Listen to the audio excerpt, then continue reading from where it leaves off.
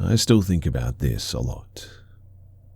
So about 3 years ago, I was out for a late night walk in the park that was about 2 blocks from where I lived at the time. It was a pretty safe neighborhood, so I often felt comfortable walking around alone during the late hours. I remember it being around 3:30 in the morning. Don't ask why I was up that late or walking around during that time. But let's just say that I was going through some stuff, and in hindsight, I know it really wasn't smart, especially as a young woman.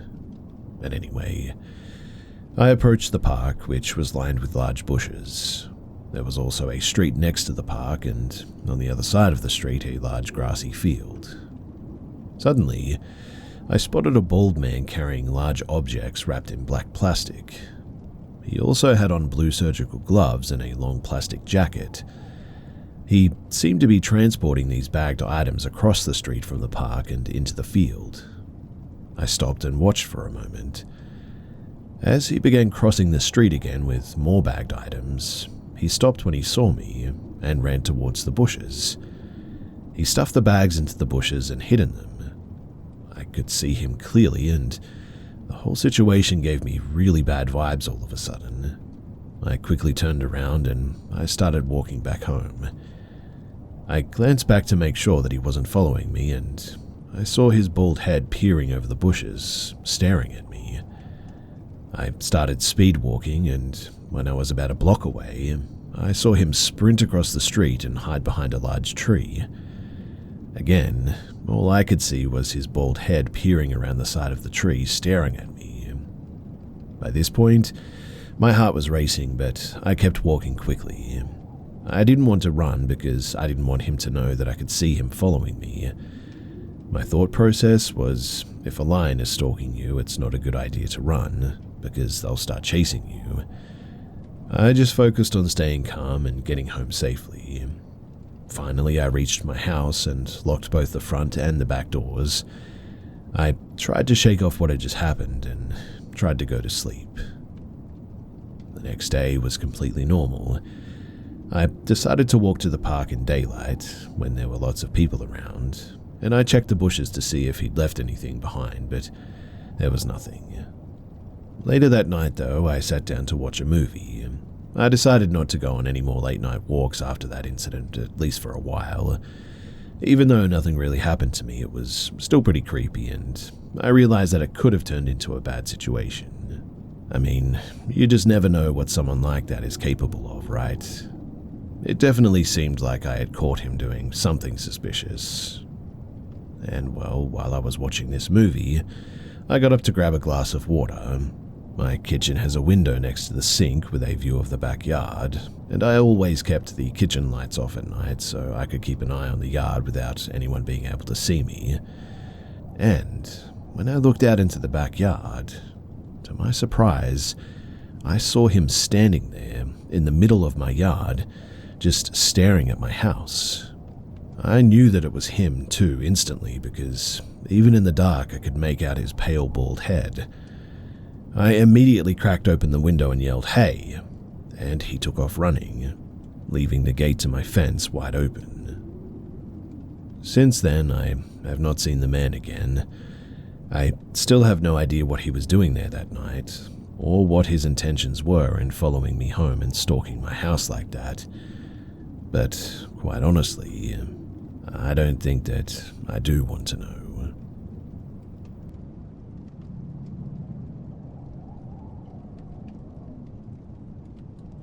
About a year ago, I had 2 separate paranormal experiences, and the first experience, I actually had a witness.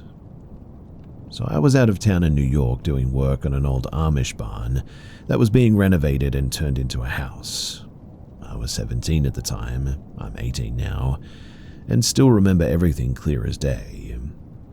We were on this job site for about a week, and we were staying in a hotel that our boss was paying for after we got off work. My cousin, who was working with me at the time, was sharing a room with me. We both just got home and were eating dinner on our beds. And now, in this room, there was a small table in the corner of the room adjacent to my bed. Both of us were sitting in the bed and eating, and nobody else was in the room. On the table sat a sign that said free Wi-Fi, and had the hotel's Wi-Fi password written on it. And out of nowhere, this sign proceeded to be slapped into the air by some invisible force and managed to land in the 2-inch gap between the table and the wall. Up until this point, I never saw anything like this, and as soon as it happened, my cousin looked at me and just gave me a "what the heck was that" look. We had some trouble sleeping that night. Keep in mind, this sign weighed about half a pound and was made out of some pretty thick plastic. I mean, that thing wasn't going to move unless you really wanted it to. The next experience was only a few months later. I was working at an old townhouse built sometime in the 1800s. My dad had just left the site to get some materials, and I was shoveling mud out of this old basement. Nobody else was in the house except for me, and all the doors were locked. So, as I was shoveling mud into the garbage bags in that nasty basement, I heard heavy footsteps and faint talking upstairs, like somebody else was actively talking to another person. I assumed it was my boss, and he was there to take pictures of the house for the investors, and went upstairs to go and greet him. And I'll restate that I was the only person in this house. I came up the stairs and turned the corner to go to the kitchen and called out for my boss. There was no answer. I was about to step into the kitchen when 3 brooms that were leaning up against the wall all fell down at the same time. I was already freaked out, so I headed straight out for the side door, and I kid you not, the 2 cellar doors that led into the basement slammed shut right in front of me. Now, these doors weighed about 100 pounds each and were made out of thick pieces of plywood. Not to mention as well that the doors were being held open by 2 hooks that were attached to the wall and to the door, so really there was absolutely no way that this should have been possible. I stayed outside for about 30 minutes in the freezing cold, until finally my dad came back. And after that, I never went into that basement alone again.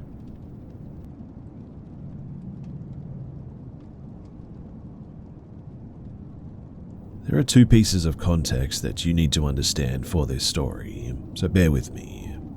First, I've had severe insomnia since I was a kid, and growing up I was consistently awake until the early morning.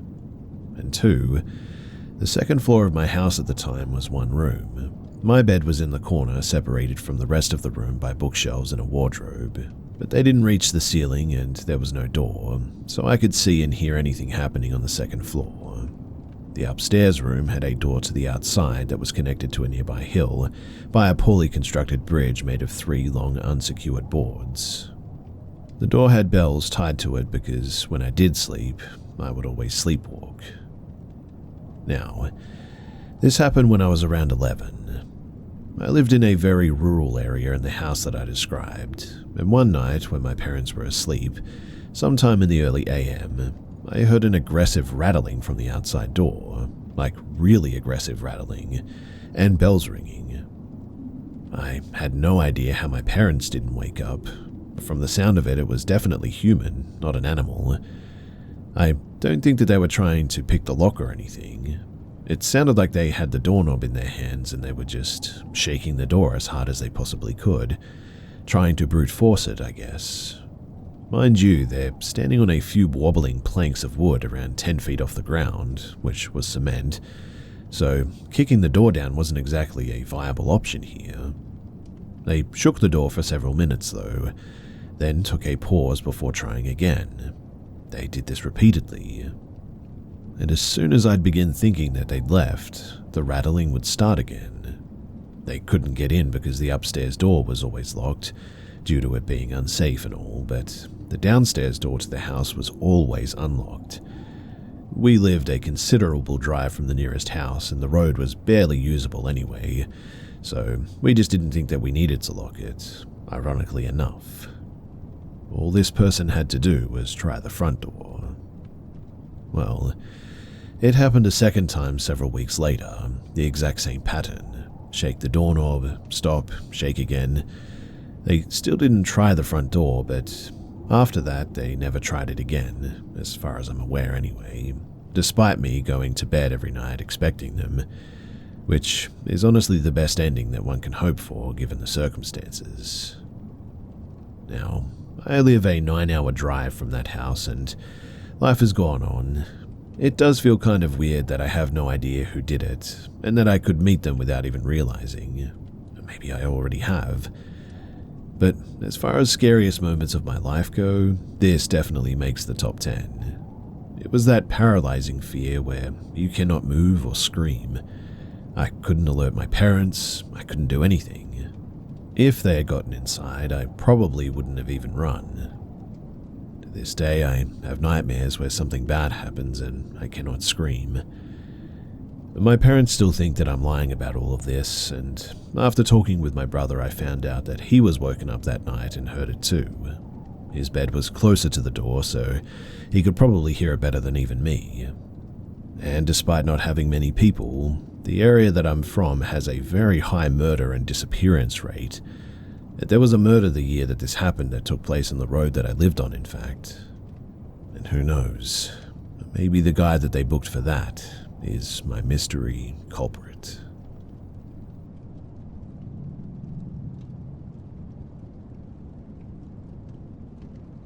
So my ancestors came from a very small town, and back then, everyone had outhouses due to no actual plumbing or even underground water lines or anything. I believe that this is still the case too. In other words, it's pretty remote there, and there are other surrounding towns with similar circumstances. There is hardly anything to do other than to hang out with other people there, play some sport, or go up to nearby mountains, etc. But this one evening, we were hanging out with a buddy whose family owned a small store. I cannot even remember all the stuff that we were talking about now, but at some point my cousin started talking about this old man that we all knew. As far as I can remember, he was probably in his late 60s, didn't have any family that I could recall, and he lived alone in his house or property. In my cousin's own words, he used to tell me how he would escape his enemies by disappearing. He said that they would step all over him and that it would hurt, but that he needed to keep quiet so that he wouldn't be discovered. Now, this old man already had a reputation for being a witch of some sort, and that's what some people referred to him as well. I always thought that the locals called him that because he was a bit antisocial, old, and had seemingly no friends as well. But my cousin would talk to him on occasion as he walked through the town. Just a simple, "Hey, mister, and how's it going?" that sort of thing. So my cousin and the other kids from that town, they were talking about him and how mysterious he was, and that they believed that he did indeed practice black magic. So after we were done talking, it was probably around 10 p.m. now. The store had already closed since like 6 p.m. or so, and my buddy wanted to keep it shut so that we could keep talking about whatever without anybody listening. So, once we left, this old man's house was about 3 properties away from the store.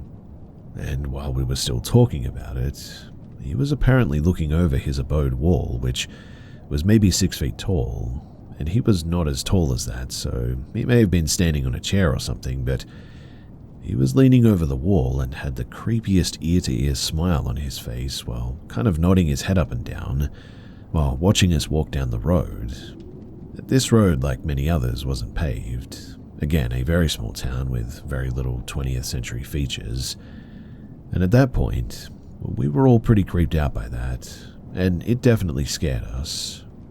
Of course, there was no way to tell if he really was a skinwalker or anything, but at that point, I firmly believed that he was something evil, and I wanted nothing to do with him. The reason that we think that he was a skinwalker was that, years later, because it's a small town, like just about every other Mexican small town, there are always certain people that are accused of practicing black magic. Most of the time, these people are accused of being something that is supposed to be witches that transform into owls. So the fact that my cousin said that he could disappear, I figured now that that means that he can transform, and that's why I now believe that he was a skinwalker. In any case, I really have no proof for that, but it was odd that he was listening to us like that, and sort of knew that we were talking about him. Which begs the question, did his black magic powers help him realize that we were talking about him? Because otherwise, what the heck was he doing leaning over the wall with that creepy smile like that? At a time of night when most people were asleep as well? The whole thing was just weird and really ominous. Most times, people refer to skinwalkers as folks in the US, particularly natives. But now that I think about it, skinwalkers have always been prevalent in Mexico, except we don't call them that. However, one can easily see the overlapping culture between Mexico and native Indian tribes for sure. Anyway, like I said, the whole situation was really weird, and obviously a lot of this is speculation, but still, how did he know that we were talking about him?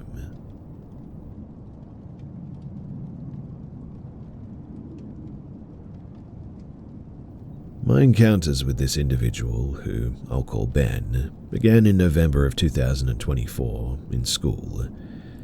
He was a friend of one of my friends, Tom, and eventually we became part of the same friend group. I've always found Ben a bit creepy, which seemed to be the school population's general view towards him as well. However, once we began regularly socializing, I began to feel pretty bad for my presumptions. That was, until we were added to a WhatsApp group conversation that was when things started to turn.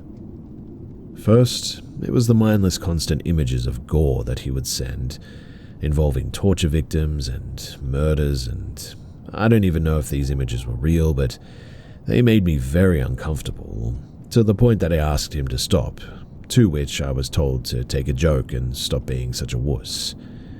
This was followed by messages where he stated that he killed a cat, along with some sick fantasies involving people that I knew. I wasn't sure if Ben was just your average edgelord, which was my other friend's attitude, but something just didn't seem right. Then, one Saturday I was alone Christmas shopping in my town when I noticed Ben standing down the road from me, just staring directly at me. I sort of just waved at him awkwardly, to which he just stared before walking casually down a side street for the rest of the trip, and every time I turned, Ben was standing, just staring at me, at a distance. I eventually just gave up shopping and I went home pretty ticked off, and I texted him about it, to which he just stated that he didn't know what I was talking about. Then in school on lunch, Ben and another friend, Jack, convinced me to come with him to the forest behind our school with another friend, Zach. It was stupid, I know, but I was bored and was accompanied. Anyway, we started getting deeper in and Ben was becoming weird. He was laughing and kept repeating, "Closer, closer." Eventually both me and Zach agreed that it was creepy and off-putting, and so we returned. Ben seemed really angry when he and Jack returned. However, when we asked what they wanted us to go further in for, he responded that he wanted to set a fire and show us. Well, after this I distanced myself and I left the group chat, though was eventually re-added. While on my hiatus from that group though, Ben apparently attacked Tom with a homemade blade. I believe it was a razor from a sharpener or something. It was in school and it resulted with a wound near his wrist, which this resulted in Ben being expelled from the school, but no legal action was actually taken. It's now been a month and I was re-added to the group chat to find that Ben has been sending really graphic photos and talking about his hatred for his family, blaming them for his misfortune. And so, I'm genuinely worried that he gives off killer vibes, but perhaps I'm just being paranoid. I often wonder about that time in the forest and also in the town plaza and what the heck he was up to. But anyway, thanks for listening to this, and I'm just wondering if you guys think that I should be concerned or if I'm just overreacting. I also sometimes worry that Ben knows where I live and, well, he really isn't that far away. It can be hard for men to deal with hair loss, even though it is pretty common. But luckily, I'm here to provide you with a solution so you don't even have to talk about it. Through Hims, you can restore your hair by accessing their personalized hair loss solutions. Hims provides you with convenient and quality access to a range of hair loss treatments that work, all from the comfort of your own couch. Hims makes treating hair loss simple with doctor-trusted options and clinically proven ingredients like finasteride and minoxidil that can regrow hair in as little as 3 to 6 months. Choose from personalized chewable, oral, spray, and serum treatments to find what works best for you. The process is simple and 100% online, so there are no uncomfortable doctor visits. Just answer a few questions and a medical provider will determine if treatment is right for you. And if prescribed, your treatment is sent directly to you for free. No insurance is needed, and one low price covers everything from treatments to ongoing care. Hims has hundreds of thousands of trusted subscribers, and they can help you get your confidence back too with visibly thicker and fuller hair. Start your free online visit today at hims.com/scared. That's hims.com/scared for your personalized hair loss treatment options. hims.com/scared. Please keep in mind that results vary.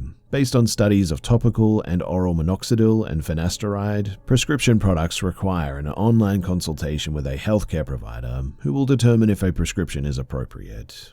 Restrictions apply. See website for full details and important safety information.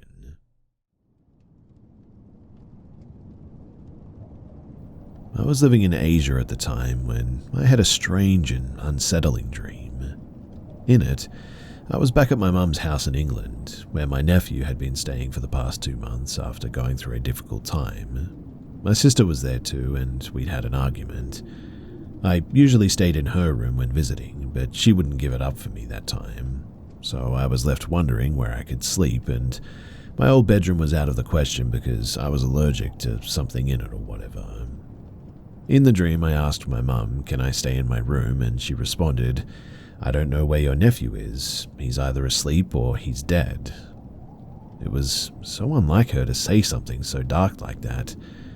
But I woke up suddenly at 2 a.m., heart racing, thinking how strange that was. I then checked my phone and I saw a message from my brother, sent just minutes after I'd woken up, and he told me that my nephew had gone missing again. He'd disappeared before, but always came back. My first thing that I asked was if he had taken his phone charger with him, and when my brother said no, I felt a deep sense of dread. My nephew practically lived on his phone, and it was unusual for him to leave without a charger like that. We launched a social media campaign that went pretty viral, and I had people praying for his safe return. For a few days, I tried to convince myself that it would be like the last time and that he would come back. I attended a church retreat, and during the service, a speaker kept talking about suicide, seemingly directing his gaze at me. Even my friend noticed it too. Still, I didn't connect it to my nephew, and I kept believing everything would be fine. However, something shifted after that night. I returned home and suddenly felt certain that something was wrong. My nephew wasn't someone who could rough it outside like that for days. I texted my sister for updates, feeling uneasy. Moments later, my mum called, asking if I was alone and sitting down. I knew immediately that something was wrong. She told me that they had found my nephew's body washed up on a beach several cities away. He had gone missing at 6:30 in the morning the day that I had that dream, and his body had actually been found the day after he disappeared, but it took some time to identify him. We struggled to get answers and still don't fully know what happened, and at one point I started praying just to get his things back. He had left his bank card, passport, and phone behind, and miraculously, the very next day, 3 months later, the police called out of the blue and said that they had found his passport and bank card. I prayed again for answers about what had happened and why he had suddenly done this. And the next day I was told that his friends had been meeting up with his mum to share information about what might explain what led to his death. We still didn't know if he fell by accident or intended to jump, but it gave us some additional insight. Another time I prayed for more information, like where he was at the time of his death and what happened in his final moments. The next morning, I woke up feeling an urgency to check an old WhatsApp group. I found one with just me, my mum and my sister, where my nephew was still listed as a member. I asked my sister to go through it to see if she could find any old pictures or messages or anything. And then, at exactly 11:42 a.m., a notification appeared. My nephew's name had left the chat. My sister was shocked, and we checked the group chats, and although there was no notifications, he was no longer listed as a member of any of them. I tried calling his WhatsApp, but it said that the number was no longer registered. We later discovered that WhatsApp automatically deletes accounts after 120 days of inactivity, and when we backtracked the date, we realized that 11:42 a.m. was the exact same time of his last activity on the day that he went missing, which suggested that this was likely the moment that he had made his final decision. Well, it's all still very heartbreaking. Knowing that he probably didn't suffer for long was a small comfort, I guess. I continued having dreams where my nephew would tell me things or even apologize, and it makes you wonder whether there's truly an afterlife or if our minds somehow pick up on information we're not consciously aware of or something. Because what I know now is that he was already dead at the time of that dream.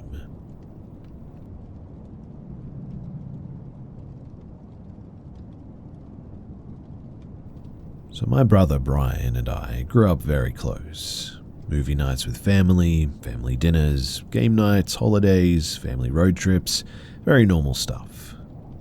We eventually grew up and now, both in our 20s, moved away from home. I haven't seen him recently, but we text here and there to confirm aliveness. Brian suddenly, though, became extremely religious nearly overnight.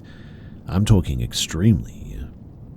Now, I don't judge anyone for anything like this, but no one in our family is particularly religious or anything, and he does not have any religious friends at all either. But apparently he found a church in his new city that he is giving his life to, and he's completely isolated. His only friend is the priest. He is secretive about what church it is, though, and he spends all of his time there as well.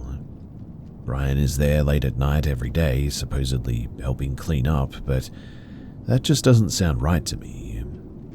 They took a mission trip to Mexico recently, and I can only imagine what in the world went on there. The only media that he consumes is religious now, and he has no friends outside of this church.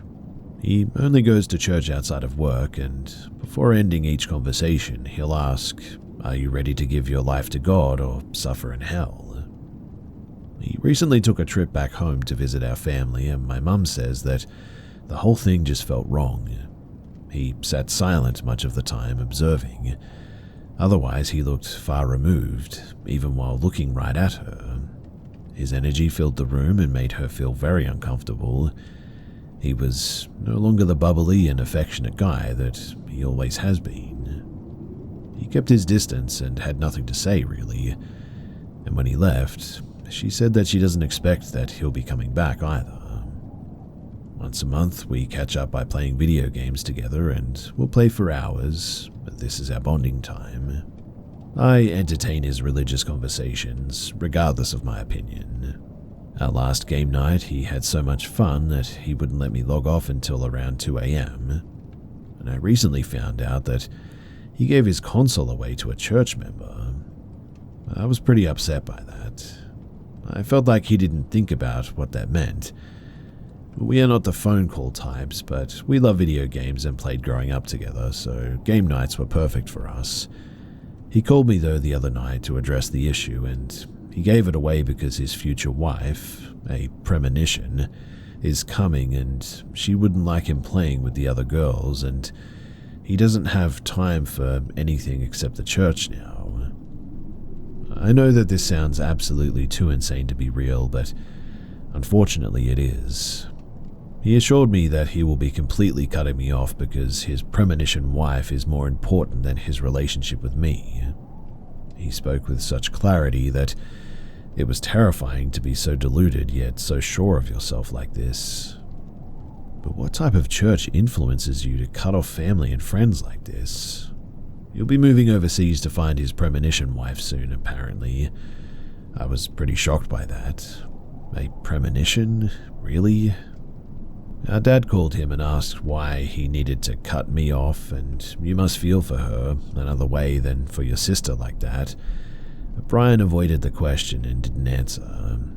Yeah, I know. How could it get worse than a premonition wife? But I'm sick for many reasons. Losing sleep. I fear that my brother is in some sort of cult while under religious psychosis or something. On top of ruining our relationship with possible feelings towards me, his sister. And honestly, I'm just a mess of confusion.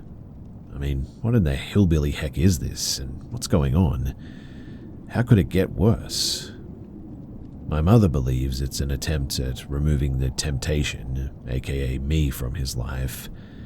And I'm stuck between wanting to understand what the heck type of church this is and also agreeing that I don't want anything to do with it.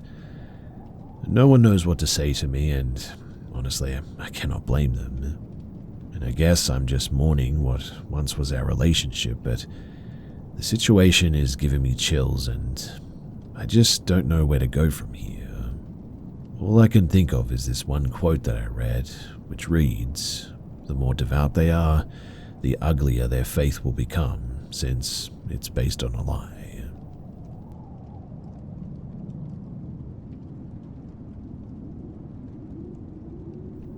I was born in 1999, and around 2008, when I was about 9 years old, I lived with my mum, stepdad, and 2 sisters. An older sister, 2 years older than me, and a younger sister, 4 years younger, on the 3rd floor of an apartment building in the south of France. The apartment wasn't very big and had 2 bedrooms, one at each end of the apartment. We were set up like this. My stepdad, mum, and little sister shared one bedroom near the living room, and my older sister and I shared the 2nd bedroom. The apartment was in an old building that had been renovated several times, but still felt pretty ancient. We sometimes heard strange things, I guess you could say. My mum once heard the sound of blankets dragging across the hallway outside of her room, thinking that it was my older sister sleepwalking, which she did occasionally. My mum opened the door, but as soon as she did, the sound stopped. Another time, she and my stepdad were woken up by someone aggressively rattling their bedroom doorknob. They even had an out-of-body experience on occasion. One night, though, in 2008, I was sleeping in my room with my sister when I woke up in the middle of the night for no apparent reason.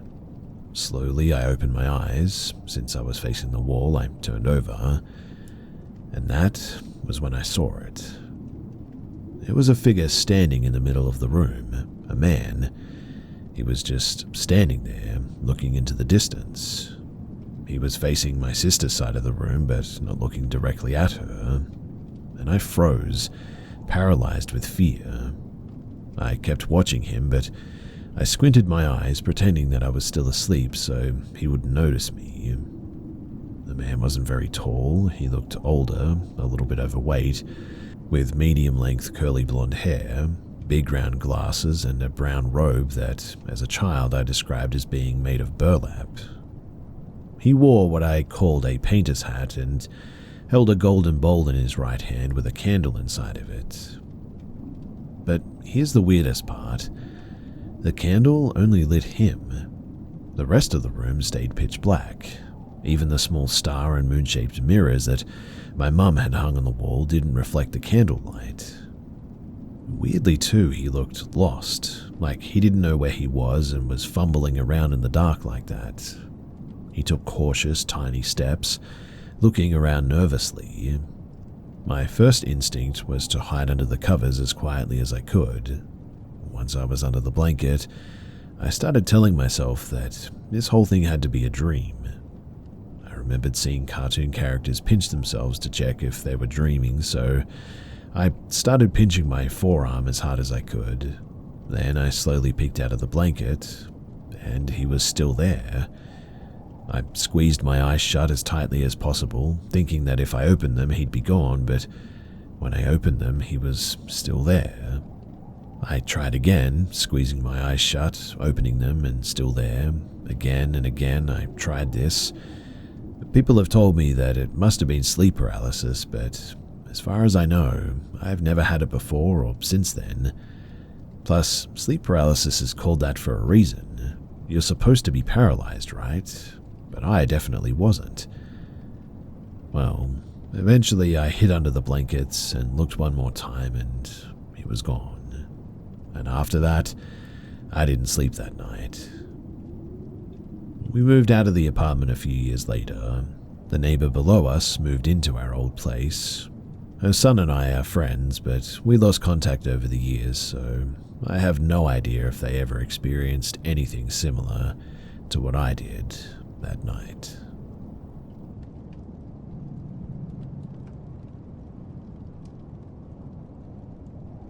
So I grew up on a hill a good 300 feet tall, to the east of Silicon Valley. You could see the valley looking west and a large lake looking east, with no roads or anything all the way to Highway 5. A rich dude purchased land for a golf course and a country club or something. This was about a quarter of a mile from my home. It was one of the kinds with a tennis court, golfing, several pools, a hot tub, 5 yurt round type buildings with different functions, weightlifting, aerobics, party spot, etc. Then there was a maybe 10k foot building down a bit further past the last swimming pool. Wedding events and whatever, but we at a certain point began calling it Motel Hell. This was when I was around 5 years old, and we went there a fair bit. At some point, the developer decided to abandon it. Pools turned green and then dried up. We were in our early teenage years at this point. Running about, toilet papering neighbors, running about in the middle of the night as we thought that we were invincible, shooting flare guns at cops, etc. Doing things that would get you thrown in jail as a terrorist these days. It's pretty sad how that has changed, but anyway, we had seen these ritual drawings and such in various locations around the place at some stage. We learned about some of them from the library, and when we would go into the 10k foot party location, there would be large drawings on the floors, the walls, etc. And we would all notice that even if it was 100 degrees outside, it could be cold almost to seeing your breath in there. We also knew that there were people there at night, because our bus stop was in the parking lot, and we would spend mornings breaking the many hundreds of bottles left sitting around by the older teenagers at night. My friend's house was just over the driving range, and he moved in and could see visible writing on his walls at certain times of the day. It looked like it was invisible ink, creating a ritual space for magic, and not good stuff if you ask me. He had some difficult times there, and I witnessed some really weird stuff there as well. Anyway, one day we're out running around at about 2 in the morning one Friday. We could see lights in the club and decided to sneak up and around through the golf course from the back. There were more bushes and trees there, and we crept up and got into earshot and sight of these people. We saw them performing what looked like a ritual. After a few minutes observing them, one suddenly turned his robes and pointed out into the dark toward us. I'm not sure what he said, but they all instantly sprinted out into the darkness towards us.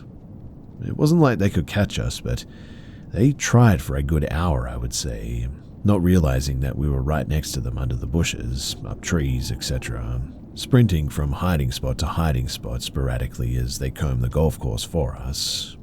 We hunkered down at one point after they lost us, but after that we left and we promised that we would never go back there again, because whatever they were doing, it really didn't seem good.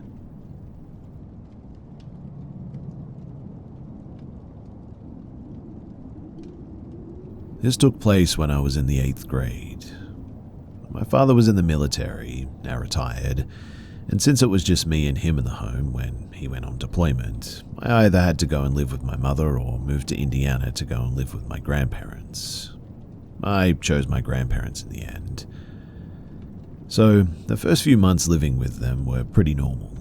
I got closer with my grandma, and she decided to tell me this story about how she used to be a tutor, for English I think, and she taught this little girl who was diagnosed with leukemia at a young age, so the doctor said that she wouldn't make it past the 1st grade.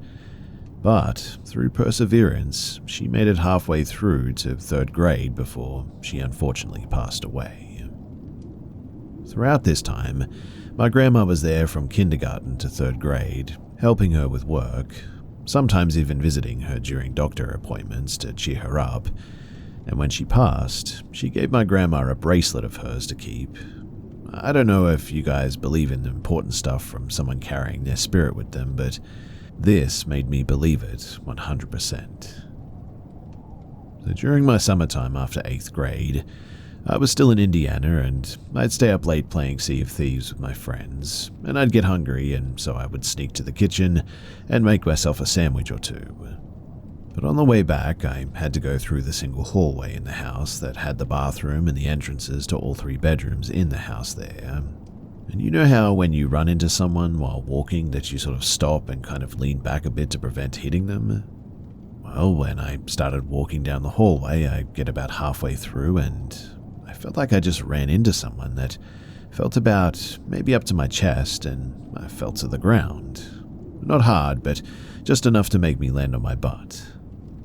That's when I look up and I see a little girl in a pink puffy dress, but she's kind of opaque. She emanated this soft light, enough to where I could just see her, and it freaked me the heck out. So I backed up a bit on the floor and bumped my head on a nightstand behind me. I blinked for just a second, and then she was gone. I ran to my room and I locked the door after this. I couldn't really sleep after that as well, so I stayed up just enough until I saw daylight, and then passed out in my bed. I woke back up at around 2 p.m, and the first thing that I did was tell my grandma about it. I described what the girl looked like, and Grandma instantly started crying. She told me that I described the girl that she used to tutor for. I have no idea why she decided to show herself to me, but maybe she wanted to tell me something that I couldn't see.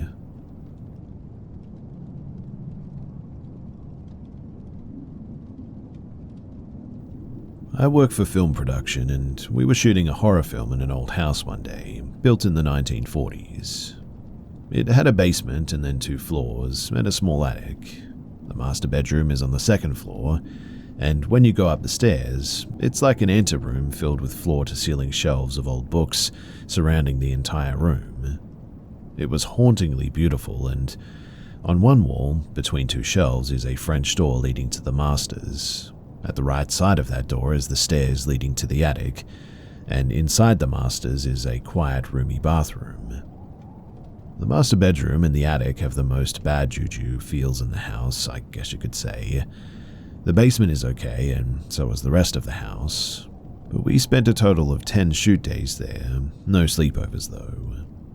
And it was around the 7th or maybe 8th day that we were shooting at the bathroom of the master bedroom.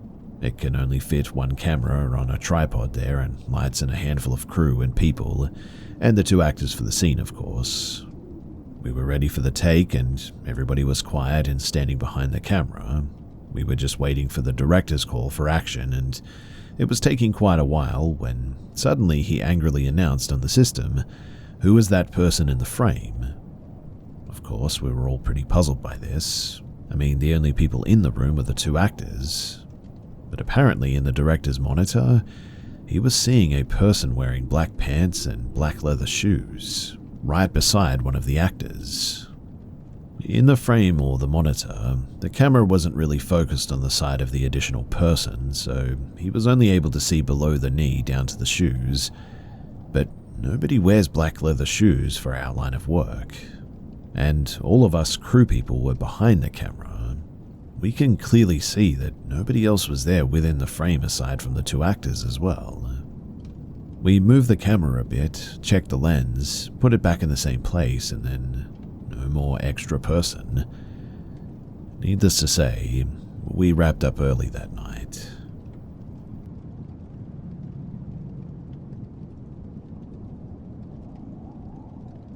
So I'm female and 20, and I've never really been one to believe in supernatural stuff.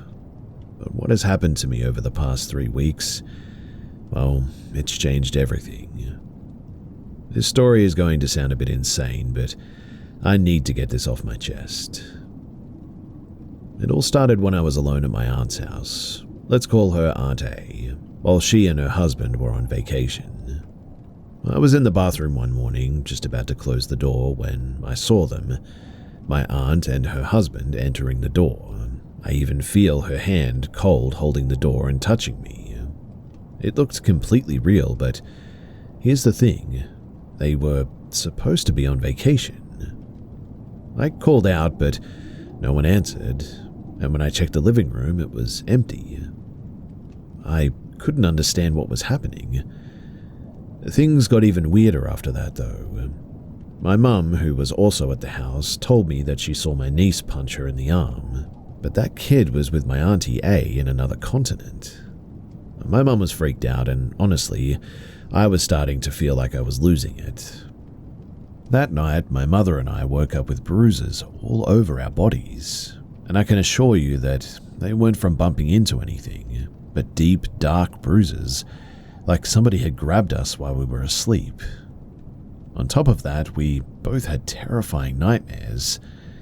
It felt like we didn't even really sleep, like something was attacking us while we were unconscious. But it didn't stop there. One night after we had left my Aunt A's house, I woke up in my own apartment to the most terrifying thing that I have ever seen. Because there, outside of my window, my dead Aunt's B face was staring in. She had passed away, though, 16 years ago, and I can assure you that it was her. Her eyes were wide and wild, staring directly at me with a horrible smile, and I couldn't move. I was frozen. At first, I thought maybe I was dreaming, but my mother saw it too. We both saw her. But here's the worst part. Even though I moved out of my Aunt A's house, the strange occurrences just didn't stop. In fact, it's only gotten worse. I started hearing things, footsteps when nobody was there, whispers, spirits walking around. But it didn't stop at night. These ghostly figures with deformed faces and weird, unsettling smiles started appearing wherever I was. Sometimes they'd be people that I didn't even recognize. Sometimes they'd be dead family members. I'd see them at work, at the store, even in my car at times. This whole thing got to the point where I actually had an incident at work. I couldn't concentrate, couldn't focus on anything, and I saw 2 of these things following me. I ran yelling and crying, and I ended up fainting because I fell from the 2nd floor right there in the middle of a shift. I woke up in a psychiatric hospital, confused and scared, not even sure how I got there. My coworker said that I started panicking and yelling that it was something in front of my hospital room trying to kill me, and of course no one saw anything. I've tried everything to make it stop. I've put holy water around my apartment, and I've even called a psychic to help, but nothing works. In my culture, we believe that bad spirits target vulnerable people, and it feels like I'm being followed, like something bad is trying to claim me. The ghostly faces still appear, sometimes with twisted, smiling expressions, and I'm afraid that it's only a matter of time before something worse happens. Which is why I'm here. I really don't know what to do anymore. I feel like I'm losing my grip on reality, and I cannot escape these visions. I'm scared to go to sleep, scared to leave my home. My psychiatrist thinks it's trauma and a PTSD response, or worse, schizophrenic disorder. which of course I don't have. But has anyone experienced anything like this? And if you did, what the heck did you do about it? If you know anything, then please do tell me, because I need answers.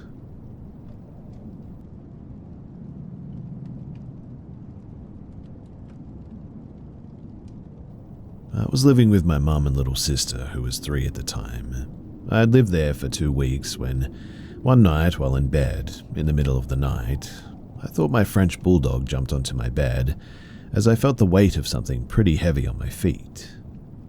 I was on my phone, not paying attention in the pitch black at like 3 a.m, and my dog had a habit of pacing around all the rooms in the house at night. I didn't look, as I was so sure that it was her because of the sheer weight of it, and the mattress was dipping too, until I went to try and move my feet as I had pins and needles, and looked up from my phone and saw that the dog was not there. I put the lamp on straight away, thinking that I just couldn't see her because it was too dark, and pulled the covers really hard and ran into the hallway shouting for my dog. She waddled in but didn't want to come in and was being awkward, which scared me even more as she was obedient for the most part. To my actual horror as well, I turned to get back into bed, and there was a huge dip on the end of my mattress that I saw slowly imprint into the shape of somebody's leg and buttocks, and I was so scared that I held my breath. My dog was staring at the bed from the hallway and started growling, which again just really is not like her. I was about to risk it all and shout for my mum, even though I knew that she would be annoyed if I woke her up, when I saw the mattress lift up and the dog stopped growling. I stayed up all night that night as I was too scared, and my dog stayed with me, and I shut the door so that she couldn't roam the house any longer.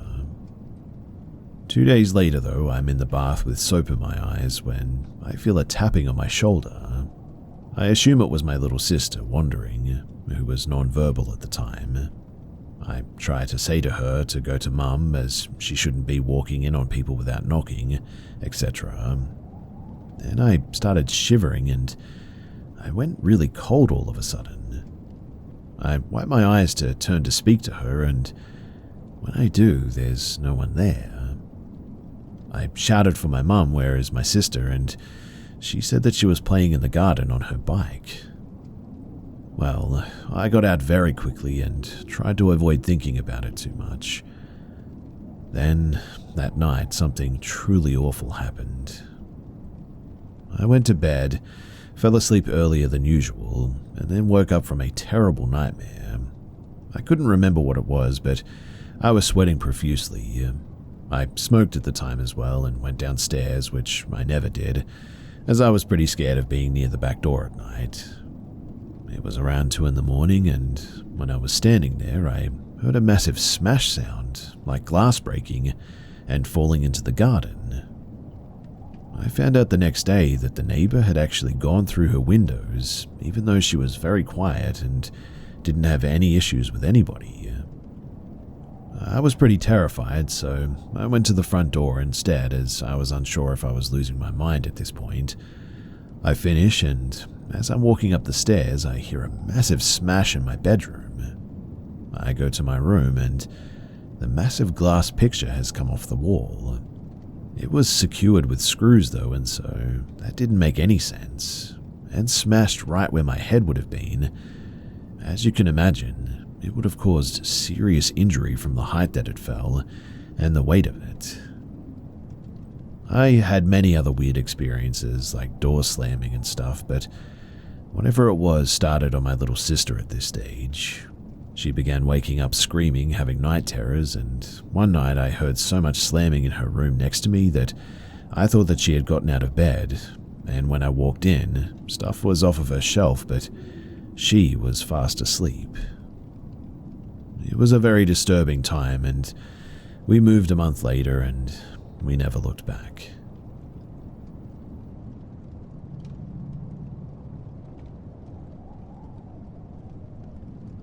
It was evening at my mum's house at around 9 or 10 p.m. I was about to cook something in our dirty kitchen. The kitchen is located at the backmost part of our house. It's at the very corner of our lot, in between two rooms, the neighbour's property, and a half-wall opening to an open lot. The wall is about 5 feet with metal bars and chicken wire on top to prevent snakes and rodents going inside of our home. I turned on the lights though and instantly was greeted by this white, bald humanoid. I'll call it humanoid, but it definitely was not human. It had bloody red veins on its head. It had long fingers, or nails, I'm not really sure, that were as long as its head. It was poking up behind the upper left corner of the half wall. I just froze there trying to make out what the heck this was that I was looking at.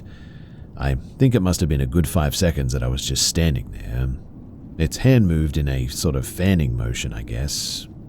A good example of this is when an Oriental person folds a fan or opens and then closes it, in that sort of motion.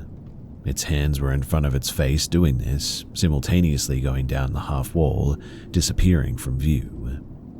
And when it was gone, boy did I storm out of that kitchen. Now, this year, we were there for the holidays and we were about to leave the house when it happened. My wife said that she had seen a pale white arm from the room adjacent to the dirty kitchen. As she described it, the hand did the same fan-like motion and vanished to the room. My wife said that the arm had a sort of shadow to it, and the arm poked out of the door, and when the arm disappeared, she got closer to take a look, and weirdly, she found that the door to the room was actually closed. So, how was an arm there to begin with? I didn't tell the first story to my mother, but when my wife saw the thing and that it seems like it's already inside this house, we asked her to burn some incense in that part of the house to try to get rid of it. But my questions are, what is this creature? Has anyone had a similar experience? And what did you do to get it to leave your house alone?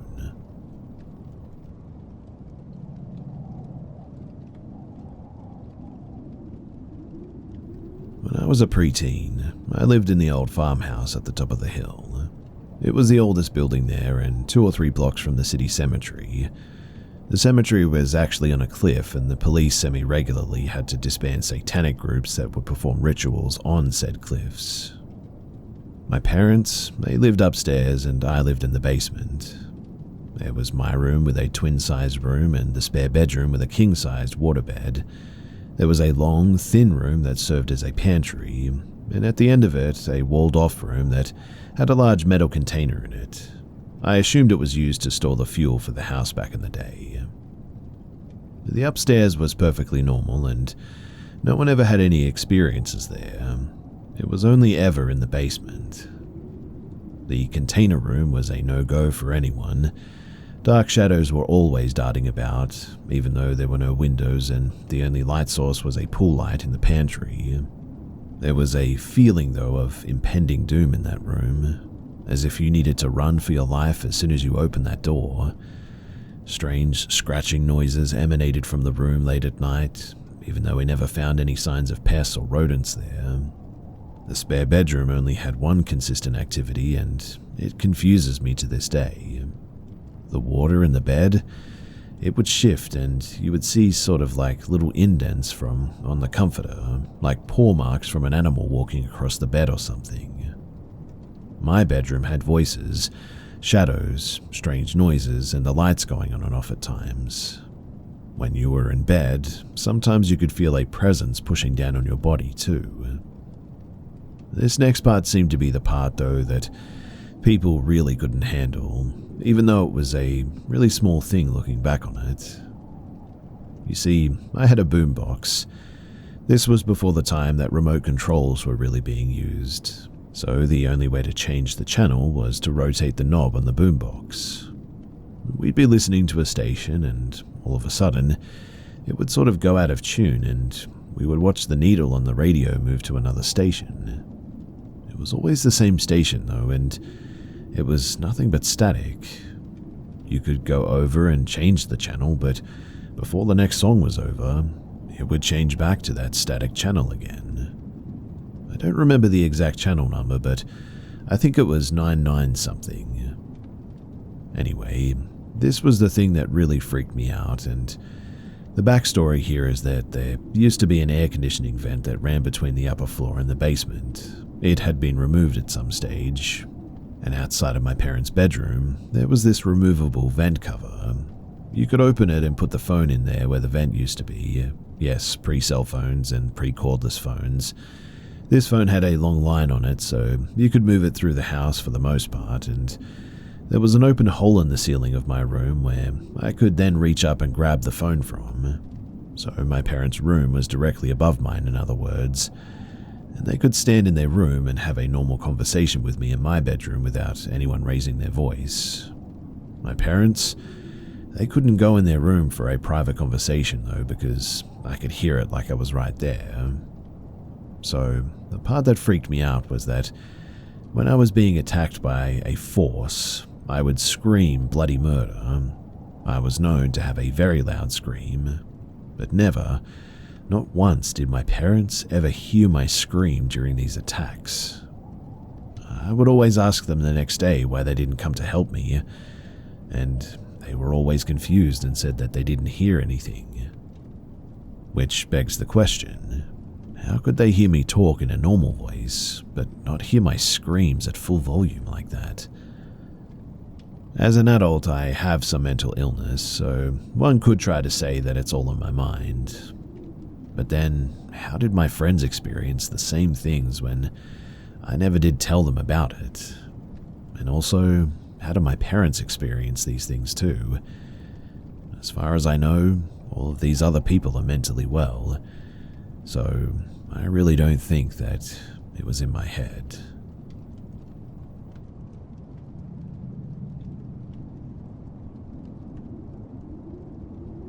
So I live in Virginia in an old plantation, and there's a cemetery right up the road from here. My sister, she is also super spiritual and is in contact with psychics and all that live near us. I don't believe in any of that. But one time she called her and told her, don't go outside at night because the deers aren't actually deers. Weird, right? Anyway, we have seen some circles of bones. My sister and her friend have also been chased through the woods by something. And if you're outside at night, it kind of sounds like there's double the amount of footsteps sometimes that there's supposed to be. That could just be paranoia, I admit, but other people have recognized it too. I've also always been like I don't believe in the paranormal sort of stuff. There's always a reason for something. So it's not like I normally jump to paranormal conclusions. But I don't know, this one just seems different. So last night at like 3 a.m, I know it's kind of ironic, it's the devil hour and all that, but it really was 3. I was outside smoking at this little burnt up shed in front of my house listening to music. I turned my music off because I was about ready to go inside. I stand up to put my jacket on and stretch and all that. And then something just screams.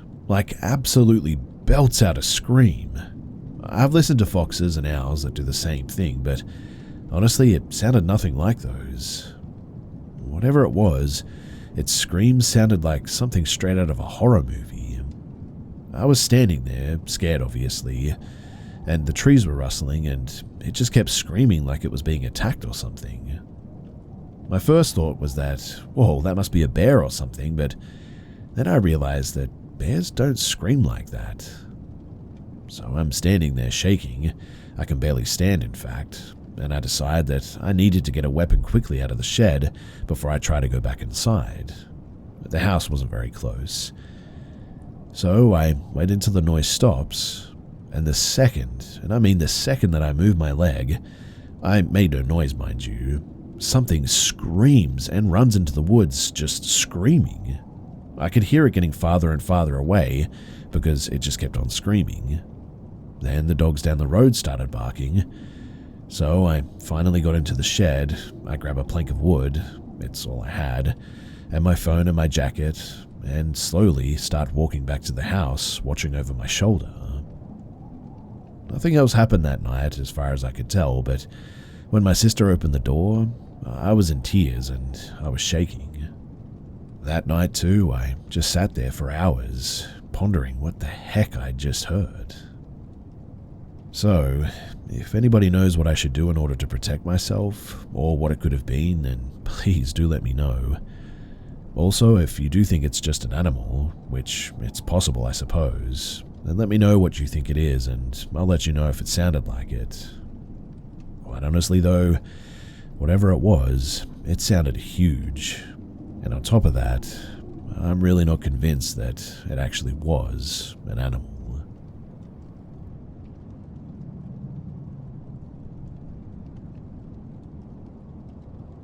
Many years ago, my nephew and I went for a camping or fishing trip out to Cumberland, Maryland. There's a state campground that is located on Potomac River. The sites are dispersed for the most part, and not many people were there camping.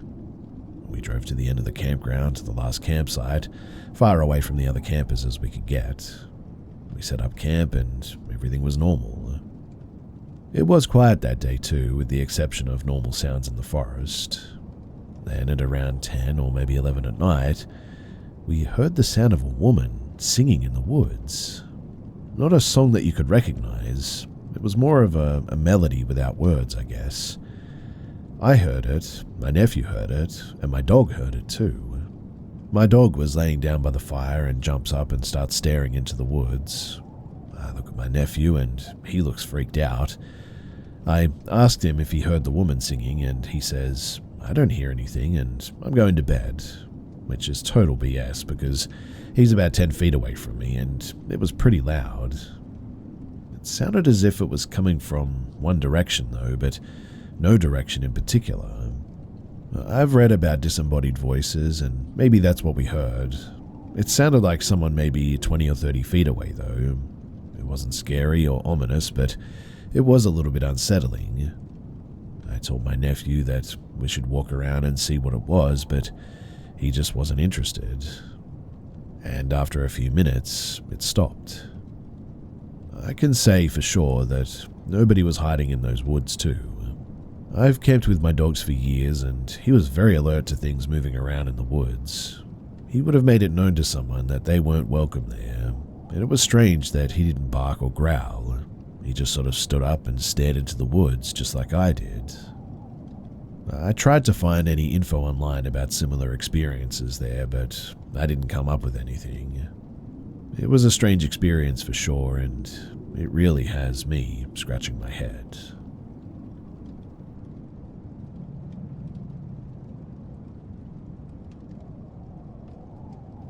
At the time that this all happened, I must have been about 9 years old. I was in bed one night and heard the radio in the kitchen going. My mum would almost always work the 11 p.m. to 7 a.m. shift, but on Tuesdays would take the mid shift because we would have family night on Wednesdays. I assume it must have been a Tuesday when this happened because my mum was in fact home. My mum worked a lot and, 22 days out of the month most months, so it was not uncommon for us to try to help when she was up late cleaning. Anyway, as I walked down the stairs, I noticed that all the lights in the house downstairs were off and just the kitchen light was on. This already had me running for the kitchen because our walls were a deep green. As I mentioned before, my mum worked a late shift, and my dad purposefully painted the living room area a dark color so that when the lights were out and the blackout curtains were closed, it would be dark enough for my mum to fall asleep after work. As I entered the kitchen, my mum was at the sink, and when I thought about it afterward, I only heard the radio going downstairs, not the sink, but she was washing dishes when I walked in. In any case, her back was turned to me, so I couldn't see her face. I asked, "Mum, do you want some help cleaning?" But she didn't answer me. I asked a second time, and this time there was a bit of a moaning as an answer. This didn't immediately alarm me because it didn't sound like a zombie or anything moaning. More like a, I don't know, kind of moan, if that makes sense. I just replied with, "Okay, well, if you want me to help, just let me know." She didn't turn around, but she kind of, stiffened a bit. So I took that as my cue to get out and just let her be. Sometimes she just wanted to clean in peace, as she worked with older people and many would die on her watch. My mum is a dedicated nurse when it comes to her patients because she worked in a rehabilitation center. Many of these patients would get dropped off by their families and literally never see them again. She would often take us to see them when she could so that they could feel like someone cared for them. So, still no alarms went off as I walked back towards the stairs, as I assumed someone may have died and she was sad and wanted to just be left alone. When I hit the corner to round and go up the stairs though, everything in the kitchen just shut off at once. The radio, the sink, the lights, all of it. Man, when I tell you that I ran up those stairs to my room, I was gone. Zoomed past my brother's and parents' room and ran into mine, slammed my door shut and jumped under the covers. I was thinking at the time that this is the end. My parents are big horror fans and they didn't believe in shielding us from stuff like that because they wanted us to understand the difference in what was real and what was not, and that no matter what, God is there and he'll protect us and all that. And I can tell you that I did not feel God that night. I suddenly hear my door burst open though, and my mum yells at me for running up the stairs, thinking that I had gone and grabbed candy or something and run up the stairs to avoid her. I said, "No, Mum, you scared me when you turned everything off." And she was like, "What are you talking about?" And I tell her what just happened. She tells me that I must have dreamt it up and quickly tucks me into bed, and she just closes my door. Now, the next day I asked her why she would do that to me when she knows that I'm scared of the dark like that. I truly thought that she just thought it wasn't as funny to me when she saw how scared I was or something and tucked me in to calm me down. She then tells me though that she was apparently in her room. She had gotten home, took off her shoes and went straight to her room that night. She never went into the kitchen, never heard me go down the stairs, but instead assumed that my brothers had left me down there because I fell asleep as they used to do it, knowing that I was scared of the dark and thought that it was funny. When I ask her about it now, she only vaguely remembers this happening. My brothers had bad experiences in this house though as well, and they actually believed me. The common factor that I find in our stories is that they all had to do with downstairs for whatever reason. None of us ever had scary stuff happen upstairs, but generally agree that something was weird about that kitchen and the fireplace too. The stories always seem to include one of both of those two things, and to this day, I still don't know who or what I spoke to that night.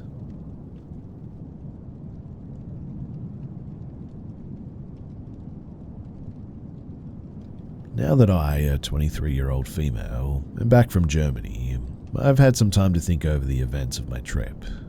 But it's hard to think positively, considering what happened to me the last night in Stuttgart, and I'd like a place to talk about it, so here I am. Now, I'd spent about 2 weeks travelling Germany for the Euros, and considering how many fellow Scotland fans were over for the games, I never felt completely alone, despite being a solo traveller in a foreign country. I guess I became too naive in how I trusted the older groups of Scots, who'd buy me drinks and chat with me all night about where they're from, who they knew, etc. Just typical Scottish chats, I guess, but I let my guard down. You see, that last night in Stuttgart happened like most other nights in Germany. I'd be by myself and would get noticed by a group of older men or women who'd inquire as to who I was with. When they heard I was alone, they'd remark at how brave I was as a good-looking lassie being here all by myself. I'd then be integrated into the group, drink with them, celebrate with them, and that night cry with them over Scotland's loss. Determined to enjoy my last night though, I said goodbye to my new friends and donned on a short white dress draped in my Scotland flag and went out looking for a good place to drink and dance with strangers that I'd never meet again. I met a few people that night, but it was while I was alone that I met him. "That bag's bigger than you are," I heard as a jolly older man wandered over to me. It was true, I had my rucksack with me that night. "Where's your boyfriend to carry it for you?" "Not sure yet, still deciding if he's going to be German or Scottish," I quipped back with a smile. Most of my interactions would start this way, with a friendly interaction resulting in an offer to come drink with their group. and after offering to take me to a nearby Irish pub to drink with him and his family, I graciously accepted and we began walking. He was overly exaggerating how incredible he thought that I was for doing this alone, bowing to me and excitedly telling passers-by how I was myself and how brave it was. I would sort of smile awkwardly and change the subject. I wish that I could say alarm bells were ringing, but honestly they weren't. After all, he was just a wee Scottish grandpa, one of many that I'd met that night. He began prodding me on if I had somewhere to sleep tonight, remarking how they had room in their hotel if need be. I wouldn't force myself on you or anything. I froze at that. It was very unexpected. I truly looked at him for the first time since I had met him. He was a relatively short man, taller than me still, but with a larger build and wrinkles to match the white hair that was poking out from under his Scotland cap. He began quickly explaining how he knows that I'd be cautious about that sort of thing, being a smart girl, that I could trust him, but again reiterated that he wouldn't force himself on me. I sort of laughed nervously as all the beer that I drank earlier seemed to drain from my body, and I began taking in my surroundings. Where did you say your family were again? Just in the Irish pub up this hill. So, like I was saying, I didn't really pay attention to him. We were still on the populated main street of Stuttgart, but the numbers were dwindling the further that we went.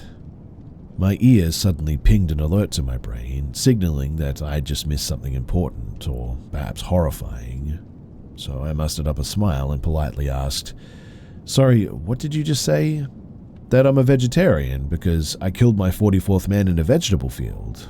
"Oh, I've been deployed in loads of countries. The first 6 lives I took were in Ireland, in fact." My blood ran cold. I'm a descendant of Irish immigrants who fled to Scotland to escape the brutality of the Troubles in Ireland. And I mean, did this man kill my family? Yeah, I killed 12 in Iraq. I could only listen to parts of his ramblings as I began desperately planning my escape, locking eyes with every person that walked past. There weren't many. We had almost reached the top of the main street now. "Why are you so tense all of a sudden?" The words brought me back to the conversation. "You know I can read you like a book, right? I'm doing all of this for you, you see. I want to protect you. And Molly, I can guarantee you right now, you don't realize how much danger you're in. You know," I felt a gentle tap on my shoulder, spinning around to see a young German man smiling at me. "Scotland!" He motioned to my flag. "I love Scotland." "Hey, is there anywhere to eat around here?" I blurted out, staring at him, praying that I'd turn around and the old man would be gone. Brief confusion crossed the German's face before the old man began rapidly jumbling up the sentence, "Sprechen die Deutsch," in an attempt to sound as if he was speaking German. "Essen," I whispered. The young man pointed in the direction that we just walked from. "Yeah, there's a McDonald's down there." I turned back to the old man, whose look I could only describe as emotionless now, as if he was staring right through me, like I was no longer there. I felt another cold shiver before smiling. "Hey, I'm gonna go grab something to eat, but I'll meet you in the Irish pub later, okay?" As if snapping back to his jolly self, the man quipped, "Now don't be like that. I'm off to a rave just now. I'm playing at it. You don't want to miss it." "I'll catch you later," I smiled. The man's face again dropped into a blank stare before he turned and walked off. I think the German man called after me, but I didn't hear him. I kept my head down and walked wherever my feet wanted to take me. I couldn't think, I could only walk. I really don't know how I got to the train station, nor how I got to the hostel, and weirdly there were no Irish pubs in Stuttgart, or at least not in that direction. In any case, to all solo female travelers, never say that you're traveling alone. And to the German man that I met that night, thank you for potentially saving my butt.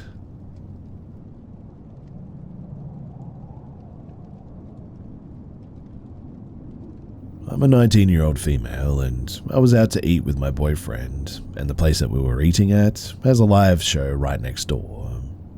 We decided to listen outside to some of the bands playing once we were done eating. It must have been around 9 p.m. at this point. Shortly after going outside, this girl comes up to me and starts talking to me about all kinds of things. She has bright red hair, many piercings and tattoos. The first thing that she did was compliment what we were wearing. And I mean, I wasn't wearing anything special, a plain pink dress with Crocs. She seemed very friendly though and continued on a conversation with us, mainly me though. I figured it's because I have piercings and a tattoo, maybe that's why. I also kind of chalked it up to her being drunk or just being overly friendly. Eventually, she asked me a weird question that I didn't really understand and can't recall exactly, but it was something along the lines of, "What's your purpose here?" or something like that.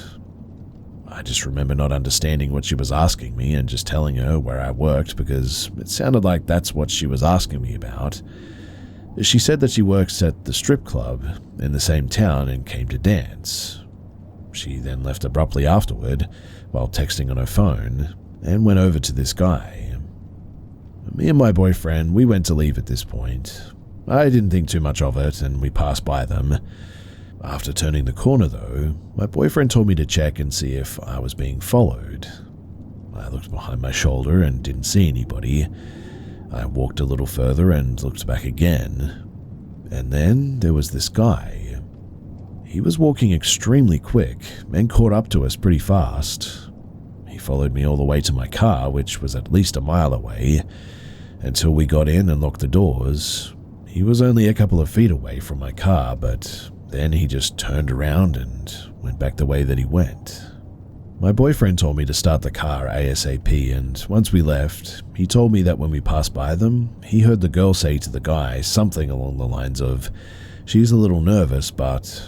And he had a bad vibe that they were traffickers or that they were going to try and pimp me out or something. Maybe snatch me up or something. I don't know, but it wouldn't have been very hard for him to do that. He was easily at least double my weight, as I'm only 100 pounds. He was following with a lot of speed too, and I mean, really? What else could be the motive? I don't know. The whole thing creeped me out a lot, and I'm really glad that my boyfriend was there.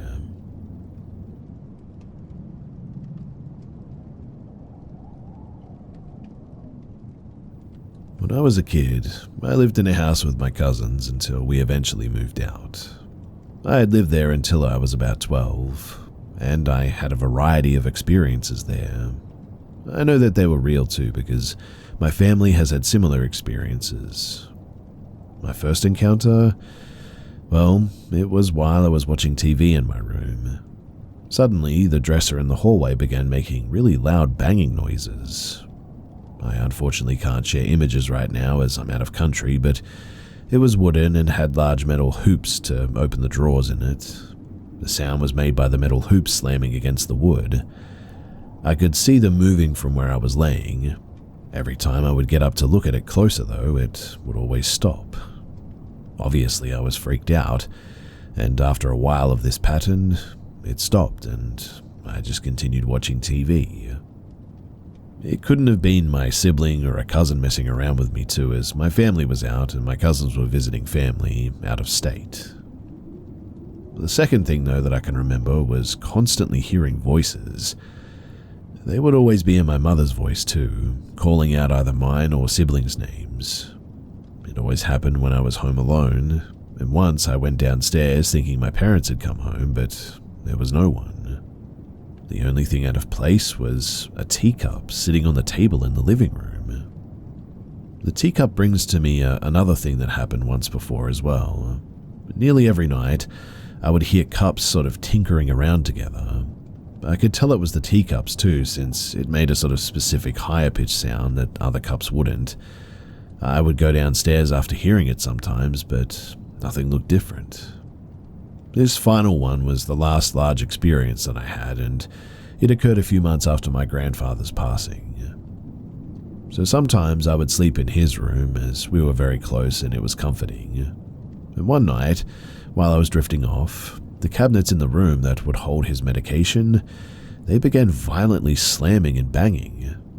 But then, I saw a figure in the hallway, hunched over and convulsing. This image is literally burned into my memory from how horrific it was to a 9-year-old. In the end, too, I just sort of covered my head in the blankets and eventually I must have fallen asleep. The next morning, I asked my parents about it, and they said that they had heard the cabinets too, but they didn't see anything in the hallway like I had. So, those are the stories that I can recall for now, and I'll probably share some more another time, but yeah, that house, there's something wrong with it, and I'm glad that I don't live there anymore.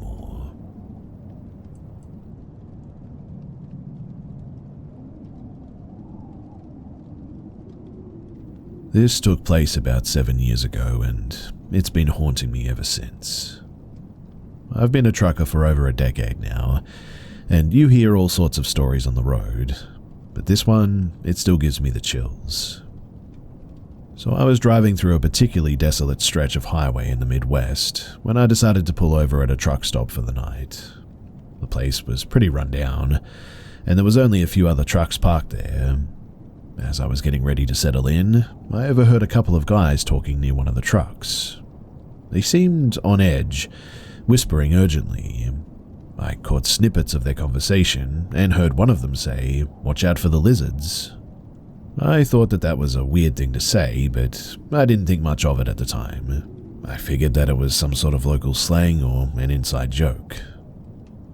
As the night wore on, though, I started to drift off, but then I heard footsteps crunching on the gravel outside. It was strange too, because it didn't sound just like one person. It was like a small group was walking around, but the pattern was irregular and unsettling to say the least. Curiosity got the better of me eventually, so I peeked out of my window. I couldn't see much in the dim light, but there were definitely figures moving around the parking area. They seemed to be skulking between the trucks, almost like they were looking for something. I told myself that it was probably just other drivers stretching their legs, but for whatever reason the unease just wouldn't go away. Suddenly, though, I heard a sharp knock on my door. My heart leapt into my throat at that. I glanced at the clock, and it was well past midnight. I called out, asking who it was, but there was no response, just the sound of footsteps shuffling away. I was too spooked to investigate further, so I locked my doors and I just tried to get some sleep. Now, just as I was drifting off again, I heard a low, sort of hissing sound coming from somewhere nearby. It was faint but persistent, like somebody whispering just out of earshot. I squeezed my eyes shut and told myself that it was just my imagination, but then I heard the footsteps again, closer this time. Throughout the night, I could hear knocks and scratches on the other trucks around me as well. Every once in a while, there was some sort of yelling or moaning coming from the distance, like someone or something was trying to communicate or call out. Occasionally, there was a smoky smell too, like a cigarette would waft through the air when these things or whoever was out there were close to my truck. The rest of the night was a blur of eerie sounds and, well, creeping dread. I kept telling myself that it was just some weird local prank, but I don't know about that anymore. The whole thing felt very off. As soon as the first light of dawn broke, I didn't waste a second. I fired up my truck and I got out of there without even looking back. I did not want to see what might have been left in the morning, and to this day, I just cannot shake the feeling that there was something more to those lizards than meets the eye. Who knows, maybe it was just an overactive imagination. Or maybe there's something out there in those backwood truck stops that we're just better off not knowing about. Whatever the case, stay safe out there and keep your eyes and ears open, because you just never know who or what might be lurking in the dark out there.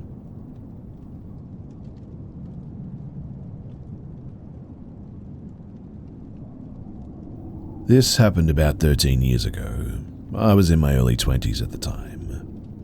So, to preface this, while growing up, my sister and I had many encounters that you could consider supernatural, I suppose, her more so than me.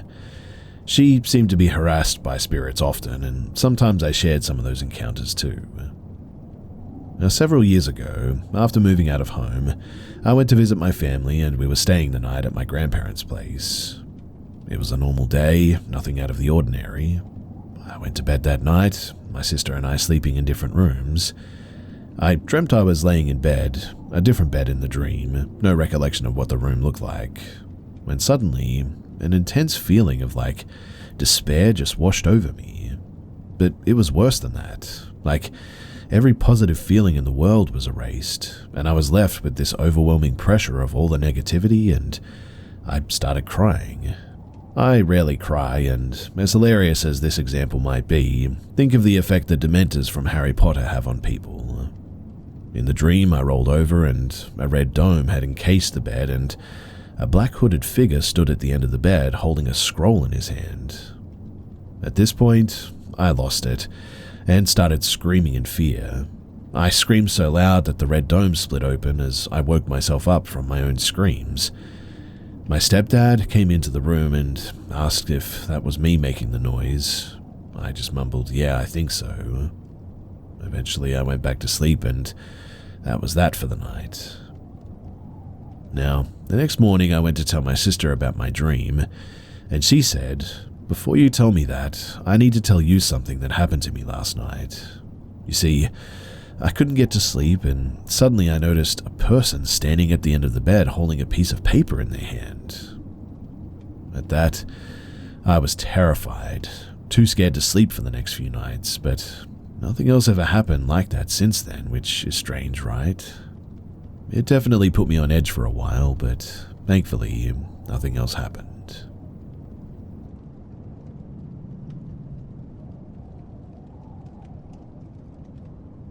It was a random day, and my family and I had a trip planned out to go somewhere far from home.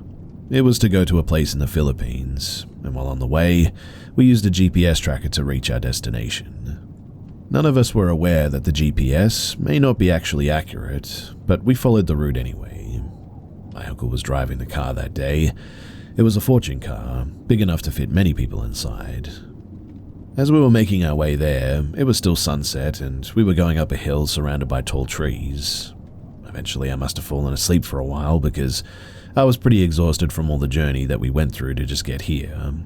But I soon woke up to my mother's voice saying, "Be careful, we're going to fall off."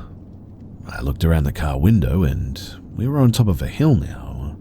The sides of the road were so thin and tight. One wrong turn and we would all come crashing down. My cousins and I were at the back of the car. We stayed quiet because we knew that to panic in a situation like this was going to be very unhelpful. My mum was the only one panicking, and as we went further, my uncle drove slowly, and thankfully we didn't fall off and managed to find an area that we could turn and make a U-turn. It was still on the hill, mind you, but the area was wide enough now. After making it back to the main road safely, we were all pretty shaken, scared even. Now fast forward a bit. After that it was nighttime, obviously. There was nothing in sight, no lights, and it was just pretty much blackness and nothingness all around us. My family, they didn't follow the GPS this time. They used their memories because they'd used a different road before, apparently. We were going up a hill again, and I had no idea where it was, but all I saw were trees around the car and the quiet sounds of the car wheels driving over the gravel. Then at some point we stopped, and I was confused by that. But it appeared that there was no continuation of the road ahead. Everyone in the car was quiet now. My mother asked my uncle to check outside. When they opened the car door, it was really cold. The wind was strong, and I heard the trees. It was really spooky, and it sent a bit of a chill down my spine. My uncle closed the door as he turned on the front lights of the car, and there, all of a sudden, was a line of people, lots of them. I don't have any idea what they were doing alone in the woods there, and it was so weird. We quickly backed out of there, and we made our way back home after that.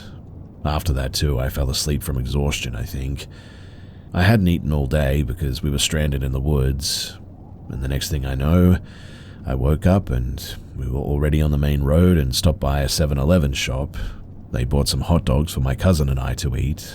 All of us were starving and had no energy at this stage. I'm glad my family and I were safe, but I guess it's just a reminder that if you want to go somewhere, don't always trust the GPS or the maps because routes are definitely outdated at times, and in our case, that was definitely what happened. Still though, what those people were doing up at that mountain, in the cold like that, out in the dark with no light, I have no idea.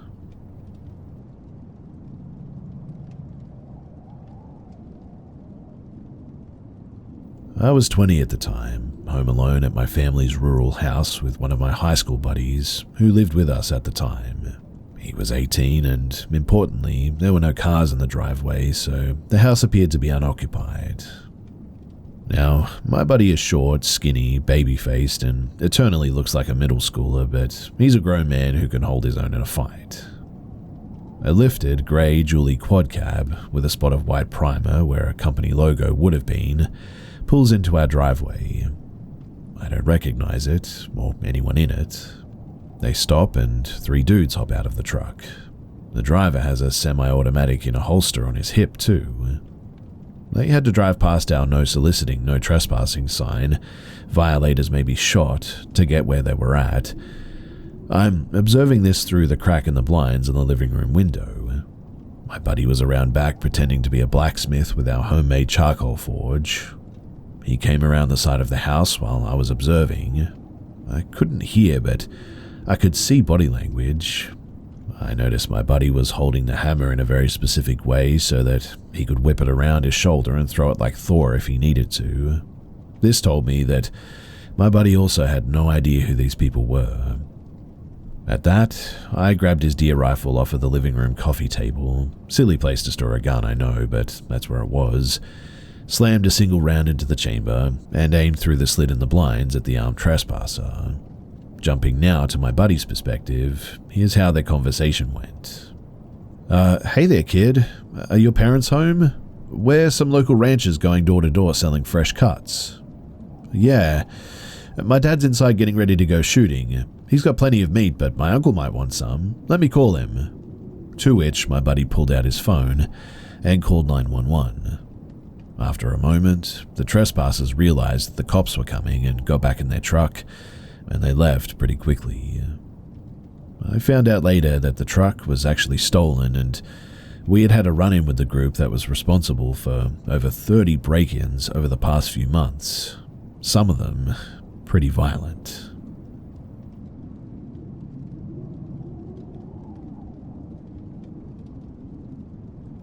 I just woke up in the middle of the night remembering this, and I need to get it off my chest.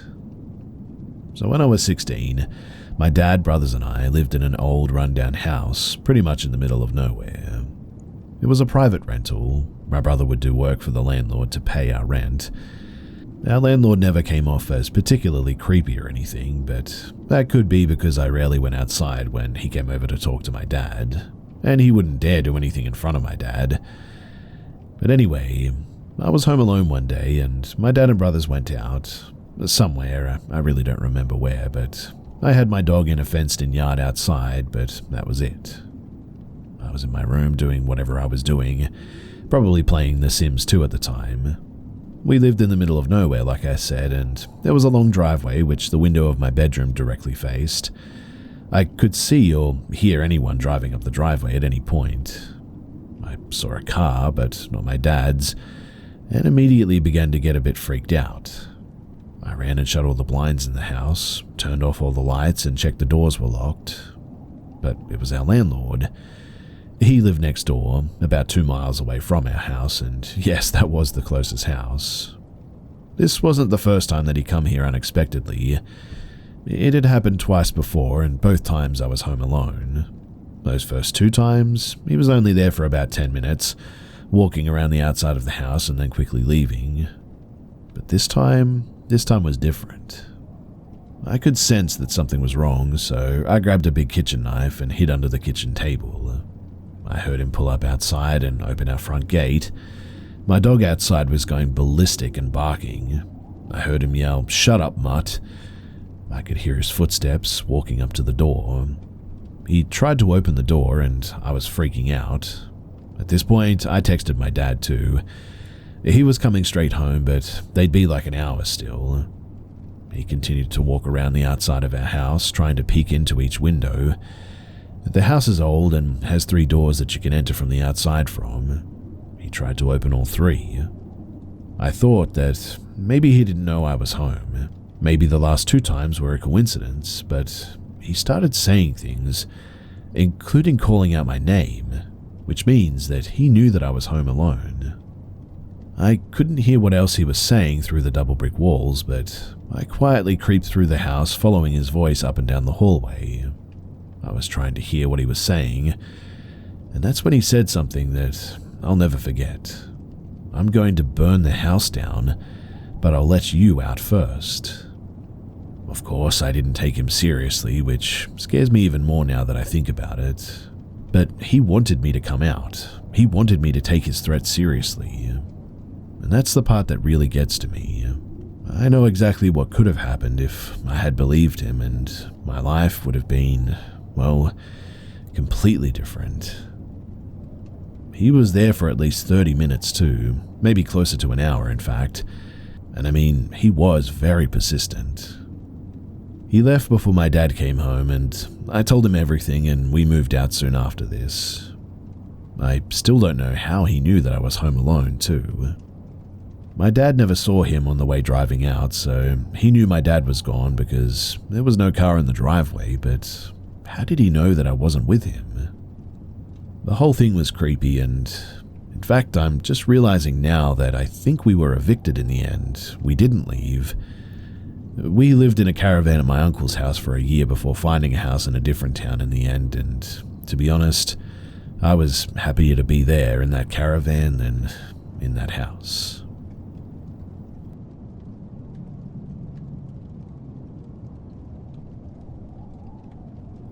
This is by far the weirdest thing that has ever happened to me, and genuinely I have no idea what to think about it. So 14 years ago, a group of friends and I were hanging outside and eating pizza on top of our friend's car when we all saw what looked like a monkey swinging high in the trees a good distance away. We lived in GA, and I joked that one of the apes from the local zoo must have escaped, but there was definitely an uneasy feeling amongst us. Everything was quiet too, and on this warm GA day, we live in an area with a lot of water. There's lots of insects, but everything just felt quiet and still all of a sudden. The ape then stopped swinging from the trees, and even though it was really large, a black figure, we could just tell that it was sort of looking at us. Then the ape started straightening its posture, looking more human and less like a primate. It was unsettling to say the least. We all just stood there sort of frozen and watching. Suddenly the man seemed to turn around and crouch down, but as he was crouching down, his shoulder blades were getting impossibly larger, growing over his head before huge wings sort of sprang from its back out of nowhere, and it jumped off the branch and flew off. Even from a distance, we could tell that this thing was absolutely huge too. At that moment, it was like the spell that we were under broke, and we all scrambled to get back into the car, screaming. I didn't sleep that night. I felt like whatever it was had followed me home and was watching all night. I'm sure that it probably wasn't, but I was terrified. Honestly, too, I definitely wouldn't have believed it if 3 other people hadn't seen it also that night. And it's just one of the weirdest things that's ever happened to me, and something I'll never forget. I've had quite a few weird and paranormal experiences in my life, but that one is by far one of the most terrifying, weird, and memorable ones yet.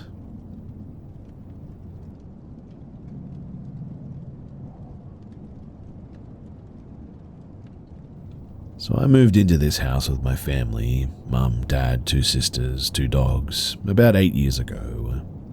I was 10 at the time, and my sisters were 12 and 15. Some of my neighbors' kids went to our school too, and were in the same grade as my 12-year-old sister at the time. Trigger warning here, but they told us that the son of the family who lived here before us had actually ended his own life in our garage. As a kid, I very much believed that too. They even went as far as to say that that's why the handprints are there, which always freaked me out because on our garage door, there is a set of handprints on the side that just never seem to come off. Anyway, fast forward a few years later, my dad planted some purple tulips in the front for my mum because she has epilepsy and that's the representative colour. She had always mentioned how she felt bad replacing the yellow ones that were there previously for the son. I had no idea that it had any sort of significance until she would always say that the story was just so tragic and she could only tell us everything when we were older. She always got a little bit choked up talking about it too. Over the years, weird things had started happening though. I would hear footsteps when I was home alone with my dogs beside me. My dogs will randomly begin barking into my sister's room, which used to belong to the son apparently. The dogs refused to go into that room at times. I would hear knocks on my door, but nobody was there. My hangers were all flipped up in the closet at one point, and one even started moving on its own with no fans on or anything. Something about my sister's room had always freaked me out too, and my sister had even said that she purposefully falls asleep in mine or my other sister's room because that room terrifies her. It was in the basement. She even said that while away at college or anywhere else she was fine, but something about that room gives her sleep paralysis, and the only way that she can describe it is like the Babadook hiding in the corner watching her. Could this just be a ton of weird coincidences, or is there actually something here?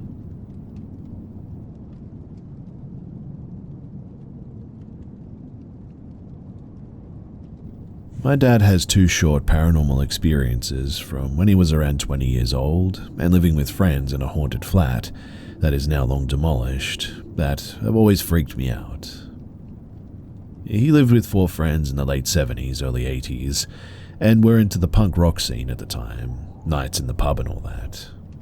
I do wonder if the stories could be related to drugs, but he insisted that he never took them personally.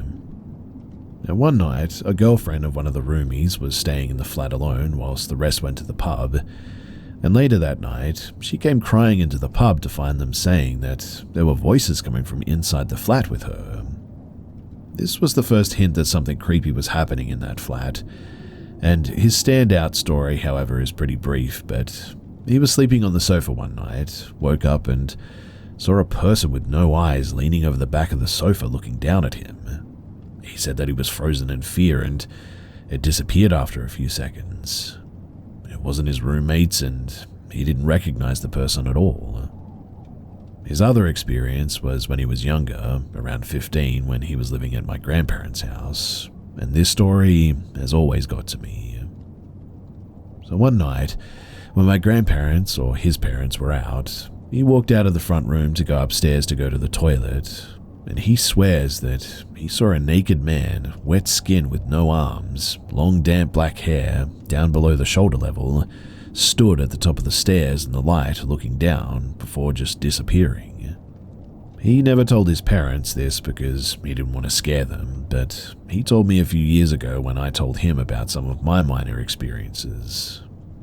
I have visited that house a few times since my dad told me the story, and when I stand at the bottom of those stairs and look up, I can't help but feel a scary chill run down my spine, imagining what my dad saw when he was young. He hasn't seen anything since then and is now almost 70, I think. He's definitely not one to make up stories, and his other roommates also had experiences in that flat too, though minor compared to what he experienced.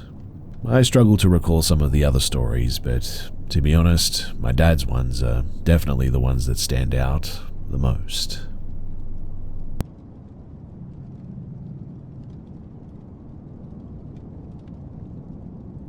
I live alone with my mum in a relatively nice area, in a section of the house our friend owns. I have some anxiety issues from a stalking incident in a prior area of town, so sometimes paranoia gets the best of me, but I'm able to use logic to reason my way out of it 99.9% of the time. Now, our friend frequently travels, and my mum has had health issues recently. Every person who lives here has to go outside and go through storm doors to the basement to access the laundry, and we have motion sensors through the basement and yard to help us see as we're walking. My front door, it has a small window with a broken blind or two, so there's small peepholes. And this just happened about an hour ago, and honestly, I'm still a bit shaken by the whole thing. So our housemate is traveling, and my mum felt ill enough earlier that I told her to go to an emergency room and make sure nothing serious was happening, and I was left by myself, which isn't too uncommon here. I'd been doing my normal routines when I remembered that there was laundry in the dryer, so I got up and walked down my steps into the basement, and I had left the storm doors open. Now is where you'd think that the story would start, but surprisingly my laundry routine went fine. I closed the storm doors and proceeded back up to the stairs to my section of the home. I had to pee really bad, so the second that I closed the door, I placed the bin down and had the thought to lock my door tonight. Something I don't tend to do, in fact, because my mum is a smoker, and hearing the locks at night, well, it's pretty loud and it'll wake me up a lot. But anyway, if I hadn't, that could have been a huge mistake that night. I used the bathroom and ended up taking a bit longer than I needed to, scrolling around social media.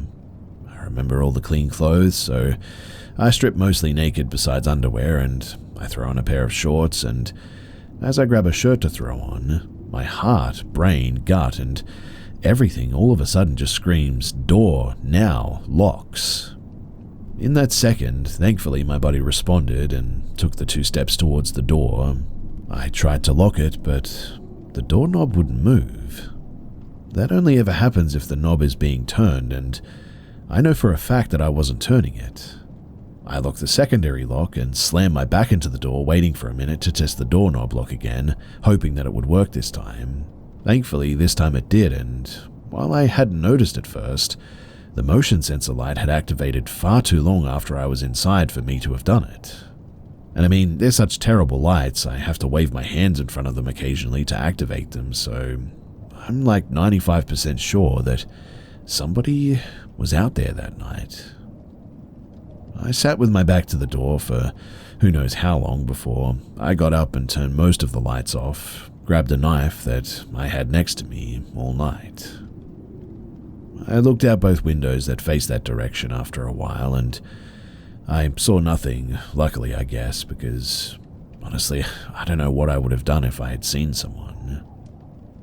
I really don't know what to do about all of this, but I am almost certain that there was someone there that night, someone with bad intentions.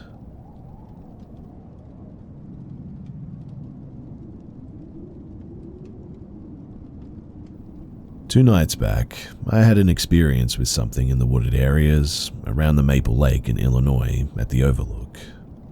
I tried to do my research on what it could have been. I came across encounters of other cryptids like skinwalkers and wendigo. However, the suburban nature of this encounter has led me to disqualify the possibility of it being either one of those creatures, and its appearance and location has led me to believe that it may be what is regarded as a crawler. I don't know what it was, but it was something that felt human. But I know it couldn't have been a human. It felt too much like an animal. It still hit me like I was being watched by an animal too. It just took longer for me to catch on than I usually do, I suppose. Anyway, so I'm there off the main streets in the southwestern suburbs at the Overlook, listening to music in my car. I often like to get out of the city just to clear my head, and I feel like I heard something pulling up to me from behind. You know it's late, it's dark, people like to come to the Overlook to drink or find some privacy, so I check my rearview mirror, and that's when I see it, in the moonlight. Something is in the shadows across the road up the hill. I'm unsure of exactly what it is. I move to adjust my mirror to get a better look when I see eyes like how animals have eyes that glisten in the dark, It's like that, but they're watching me through the rearview mirror, transfixed, focused, intent like the way people do in photographs.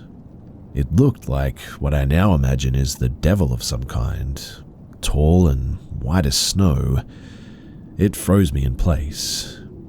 It had straightforward eyes like predators do. That's all I got to look at as it was slinked up against and behind the trees. My head, I guess, finally processed what I was seeing, and I get hit, like someone poured ice down my back. That feeling I get when someone is approaching me from behind or something is watching me. This sends me absolutely bugging out into panic, so I shift into drive and hook a right forward, and out of the lot, back onto the main road. Running along the hill, I speed up and head forward. I just drive until I hit the main road with streetlights again, and I don't stop until I get back out of the surrounding preserves area. The eyes, they just felt so human though, but it felt impossible for someone to be out there. But I know it just couldn't have been an animal, because when I'm out in the preserves, it never felt like that when I was among deer or the other animals that I know are out there. Whatever it was, it felt wrong, like it was invading the space, but it didn't feel like a person exactly. Like the feeling you get when a person is around that you sort of know. I keep my guard up pretty well when I'm out alone, but whatever it was, it flew beneath my senses and fit into the dark pretty quickly. Again, I don't know what it was, but it made me feel so sick that I was there and I missed it. Like I didn't know it was there until I fully registered something was out there with me. If anyone has any idea as to what it could have been, then please do give me a better understanding. I'm willing to talk or listen. I've been a skeptic as long as I've run in circles amongst my fellow outdoors people. But this encounter, it has quickly turned my perception of the natural and unnatural upside down.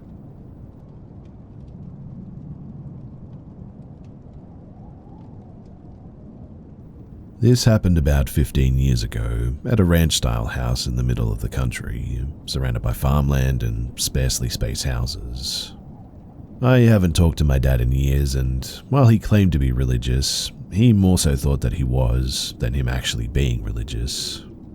I've been a very headstrong skeptic, was a typical teenage atheist, and still am an atheist, I suppose, but have become more spiritual in my late 20s and 30s, or at least open to it, I guess. So my dad and I were home, and he was in his office room with the radio very loud, and I was in the living room working on college work. My dad, he can't hear very well, at all. However, we both heard the kitchen door open with a pop and sort of squeaking kind of sound, which was the typical sound when opened. Work boots stomping on the kitchen floor. We all wore work boots because we were outside laborers and walked heavy, and the sound of both the work boots being taken off and being dropped on the kitchen floor, which is what we, my dad, little brother and I, did, and a very common noise. My dad and I both heard it and figured it was my little brother coming home.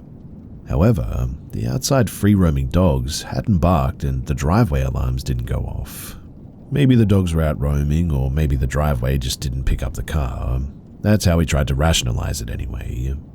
So I called my little brother, and he was 45 minutes away still. My dad and I searched outside the entire house, ground floor and basement, every room, and it was just us. Like I said, I'm not religious, but something just isn't right about that house, like at all. And a decade plus later, my little brother still swears that it wasn't him. He has story about seeing shadow people for years, and something following him on and in his car as well, and many, many more stories. But my eyes water and I get goosebumps every time that I share this, even all these years later. Many, many weird or questionable things happened in that house too. My older sister swears that she saw what she thought was my little brother when he was just a toddler, but it turns out that it was like a light figure. Something during the middle of the night when she got up to, she thought that she saw my little brother in the hallway by the bathroom at one point. It wasn't my little brother though. She locked herself in the bathroom and wouldn't come out until someone woke up and knocked on the door. This was like 20 plus years ago, and eventually she got older and she wouldn't talk about it anymore. But for the longest time, when asked about the story, she would always say the exact same thing. And again, when I share this, I have to admit that it's a little creepy.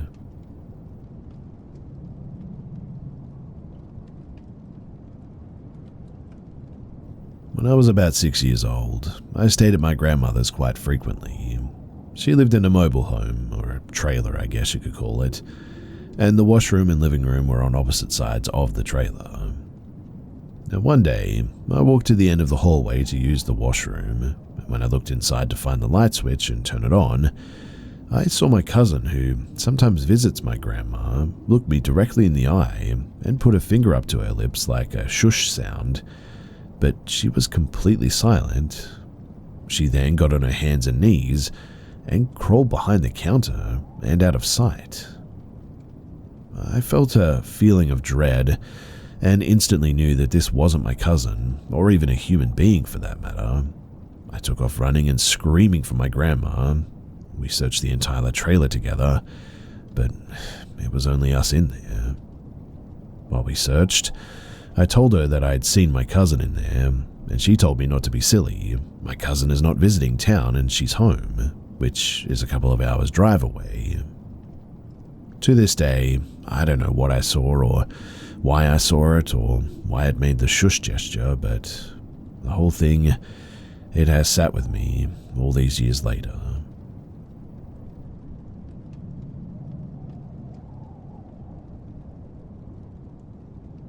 So last night on the baby monitor, I saw a hand gently patting my 4-month-old son's belly when he was crying to console him. This isn't the first time too. We don't have squatters, we don't have attic access to any of the bedrooms, we have 2 dogs and we both work from home.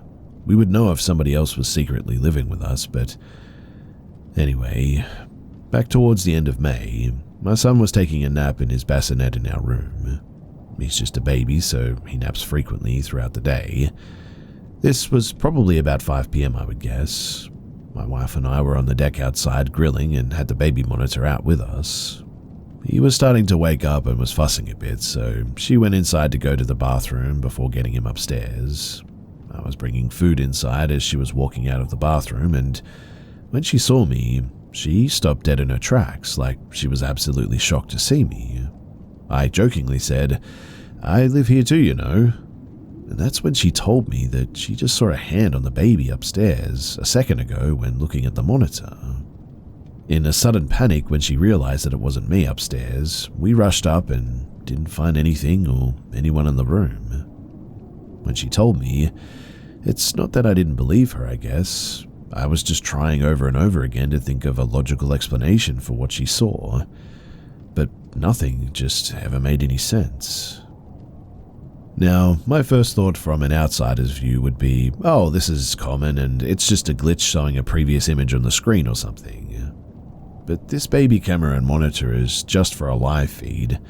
There's no recording or on-cam memory or anything like that. The image is very clear and doesn't have visual effects or anything. If it is out of range, it just goes to a white screen stating the signal has been lost. It doesn't drop bitrate or get blurry or anything like that. I also am a videographer for a living, so I'm quite familiar with the concept of the artifacts or occasional compression glitch showing old footage that you would see on security cams that has onboard memory. But I can assure you that this was not that. In the 4 years of owning and using these cameras for our 2 kids, that has never happened too. Anyway, fast forward to last night, about a month and a half after that first occurrence. Our son now usually sleeps in his crib in his room until he wakes up for a feeding in the middle of the night. Last night at 3 a.m. on the dot, I heard him crying on the monitor right on my nightstand. I went to nudge my wife to bring him in, but she wasn't in bed. As I rolled back over to look at the monitor, I saw a hand come into frame from the side, gently pat him as he was crying for 2 soft pats on the belly, then leave the frame. I didn't think twice. I figured it was obviously my wife, and she was maybe prepping the changing table to change his diaper or something, which is why she had patted him instead of picking him up right away. But that was when my wife came out of the bathroom in our bedroom, confirming that she was not in his room across the house. I immediately stood up and said, "Oh my goodness, I thought it was you," as the adrenaline was rushing my body. I could barely speak, in fact. It's true when people say that when something happens like this that they froze or couldn't speak or whatever. I was just completely choked up and had a hard time explaining what I meant. Again, we both went into his room and, as far as we could tell, he was alone. Now, what I don't get is, if this is a ghost or a spirit or whatever, why is it making itself seen? We have 2 cameras in the room, his baby monitor and a blink camera on a shelf that we use just for live viewing. So we can't access previous cloud storage that only triggers with motion. 2 separate occasions of being seen, I feel like it goes against all of the stories that you would hear about spirits and cameras. Not an orb, not a light, but truly a physical hand. This spirit is seemingly friendly, I guess, because otherwise I feel like it wouldn't try to comfort our baby. Anyway, has anyone experienced anything like this before? I'm trying not to overreact and take this experience as a guardian angel looking over our baby, but I'm not so sure about that, and I would really, really appreciate some help.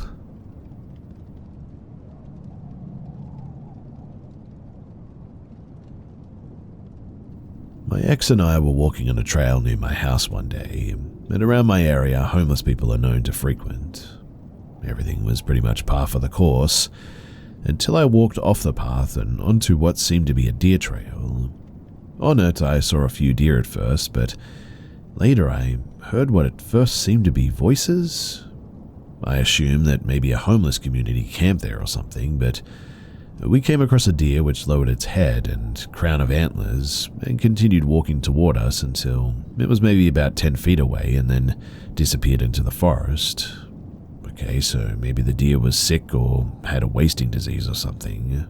Still, strange behavior for a wild animal. I kept hearing the voices until I realized that it was actually chanting at too low of a volume to register what the words were. And the deeper we walked down that deer trail, I realized that it couldn't be the homeless as the chanting repeated itself. It was sort of on a loop almost. Like the sounds were repeating, even if the words themselves weren't audible. And finally, we came to what appeared to be a concrete tunnel at the end of the trail, and I had this odd feeling that if we didn't leave now, that we were about to die. Not dread, but like terror. So, we ran from that place, and well, the looped chanting followed us down the trail, all while I felt like we were being watched.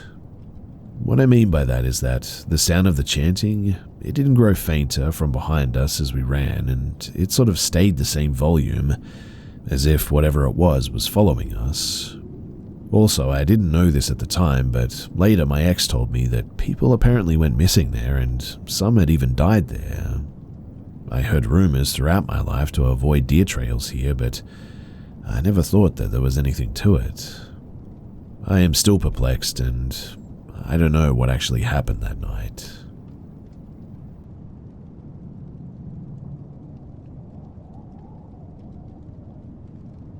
My name is Luke. I'm from the UK, and I work as a district nurse. This is a nurse who visits patients in their own homes, care homes, etc., just not in a hospital setting. I've done my time in the hospitals, I guess you could say, but no more, thank you. I've wanted to tell this for a little while now. It's short, but also I knew that I wanted to describe it properly and clear in detail, so I've been waiting for some spare time to sit down and get this out. A little bit about me before I begin. I've been a nurse for almost 20 years now. I've seen and dealt with most things that you can think of. I've always had an interest in the mysterious side of life, I guess you could say. However, it wasn't until nursing that I started to believe in ghosts. Now I question what ghosts even are. I consume paranormal podcasts, allegedly true stories, and true crime, and as I'm sure that you hear all the time, this is a true story. I'm sharing this to create a discussion, to reinforce that professional people can experience paranormal situations, and to get it recorded before some parts are lost to time from my aging brain. I would like to hear feedback, your thoughts about what my student and I saw.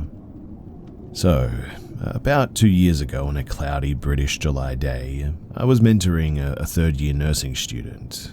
The nursing student was close to qualifying and was what we call a mature student. They have kids and have gone back to university later on in life. I'll call her M. M was naturally good with people. She was honest and caring. Myself and her went to see a patient, we'll call her P, who had complex needs. She needed observation, vitals checking, bloods taking, and wounds redressing.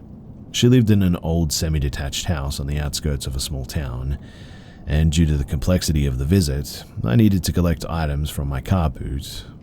I advised M to go in and introduce herself and start her assessment on P. We give third-year students more autonomy.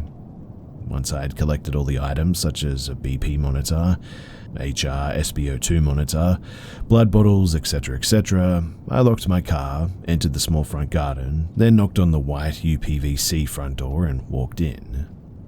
The layout of the house when walking in through the front door is like this. Directly in front was a thin hallway leading to an interior door. To the left were stairs leading to the first floor, second if you're American. To the right was an open door which led into the living room where the bay window was at, the front of the property. I walked in saying hello. My eyes naturally went to the open living room where I saw an old lady. I'll describe her later. I heard my student call me from behind the door at the end of the hallway. I walked down the hallway and I opened the door where I saw M speaking to P in her kitchen area. Without concern, we carried out the care for P, M doing most of the work with little input. The whole visit probably took maybe 30 minutes, and as things were wrapping up, I asked P who the lady was in her room. She said something along the lines of, "Lady? What lady? The TV's on." I said, "No, the lady in your room." P said again, "I'm the only one in my house." I looked at M, I guess trying to think. However, as I did, I noticed that she had gone white and her eyes were wide. She looked scared. I advised them to both hold on for 2 minutes. I'm now thinking that a confused lady had entered the patient's house or something. However, getting to the living room, nobody was there and no TV was on. Besides, it was a tiny 20-inch thing anyway. I checked upstairs, but nothing. As stated in the layout, the front door is opposite to where I was along the hall, so I would have seen or heard someone leave. I said to P that no one's there. I must need a break or something. P laughed and said her thank yous to M and myself. But before I get to what M and I discussed, here's what I saw. I saw an old lady, maybe about 5'3", short, white permed hair.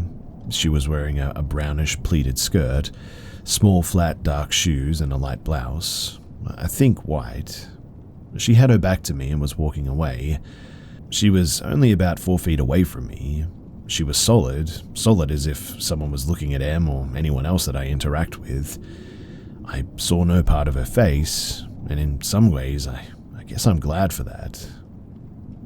In any case, when Em and I got outside the property, for my own mind and to ensure that I didn't pass any bias, I asked Em to describe exactly what she saw. She described the lady's looks perfectly, the same as I saw.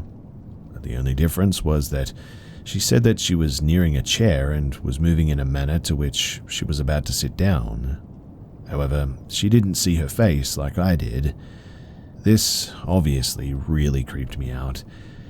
I mean, I think I had just seen a ghost with a witness. Did I see a ghost? Did I witness a time slip, or was it a conscious spirit inhabiting a house that she may have lived in at one point? I do also have to say that even though she dressed in old lady's clothes, they didn't look out of date, if that makes sense. What I mean is that I see other old ladies wearing similar clothes to her. I don't know. The whole thing really has struck a chord with me though, and that's why I'm here.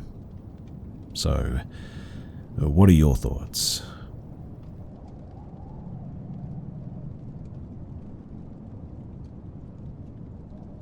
This did not happen recently. I believe that this was when I was maybe 9 to 11 years old. I'm currently 17. So me and my best friend, Katie, were at our elementary school park. We often hung out at this park due to us both living on either side of it, so it was massively convenient. Our city is dangerous as it is known for high rates of robberies, sexual assault, and even human trafficking because of a major highway that runs through our city. Me and her rode our bikes to our favorite picnic table that day, and this table is positioned to where we can clearly see the church across the street. Keep this in mind, and also all street intersections. It's a spot that we can all see with no obstructions. So, we're sitting on the top of the table and simply talking about whatever it is that a kid is talking about, when suddenly I had a weird feeling and I look up. We're facing the church across the street. We are not far from this street, but we're far enough that I question what I saw. This grown man is wrestling with this very small child outside of his car. The back door of his car is open. I'm unsure if the child was walking alone because I was not looking at the time. I also do not know where the car pulled up. In any case, me and Katie are staring, horrified, and we're completely silent and transfixed on what is happening. When suddenly, he picks the child up and throws them into the back of the car. He runs around to the driver's side and speeds off. This happens in the span of like 30 seconds, maybe to a minute. Now, the reason why I'm unsure on what I saw is because I didn't hear the child make any noise, but we were far enough away that we may not have heard anything to begin with. The child was also in a very large neon orange construction jacket, to the point of where it may not have been a child at all. That is how large the jacket was. If it wasn't a child, then why on earth would he throw that person into their car like that and then speed off?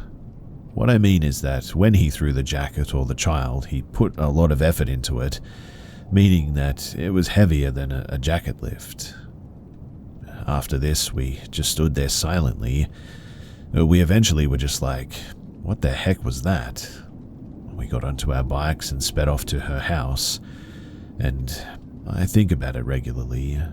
Me and her are still best friends. We haven't brought it up in a very long time. I'm really not sure if she even remembers this, but it always haunts me. Did I witness a child being kidnapped? A parent abusing their kid, or something that looked really sinister but wasn't whatsoever? It's a confusing event, and I've explained it as best as I could, but I don't know. Something tells me that it was a kid being kidnapped.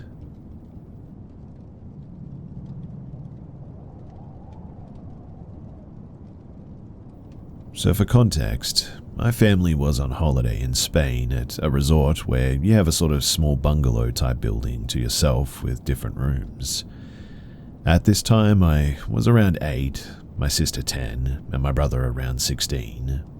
The first thing that happened was when me, my mum, and my sister were sleeping in the same bed due to an arrangement between my parents, and as I was the smallest, I had to lay across the bottom horizontally towards the doorway. I woke up and saw my sister out of bed at one point, which is not unusual in itself. However, she was wearing a very specific onesie that would never be packed for a holiday to Spain, but one that we definitely had at home. Last I remembered, both my sister and I were wearing a vest and pants to bed, so I look over to where she was before, and she's sound asleep, not in the onesie. The next morning I looked and we didn't bring it. A day after that, my sister told me to stop walking around at night as it was creeping her out. I never did this, so I asked her to explain. She said that she saw me creeping around the bed apparently, and when she called out to me, I said shush. Years later, I was telling my mum about it, and she said that she also saw me creeping around my parents' bed, and that my dad started waking up at like 3:15 every night that we were there unprompted. My parents also had the worst fights while we were there. I'm pretty skeptical, but I am wondering, was there something more to this than just illusions?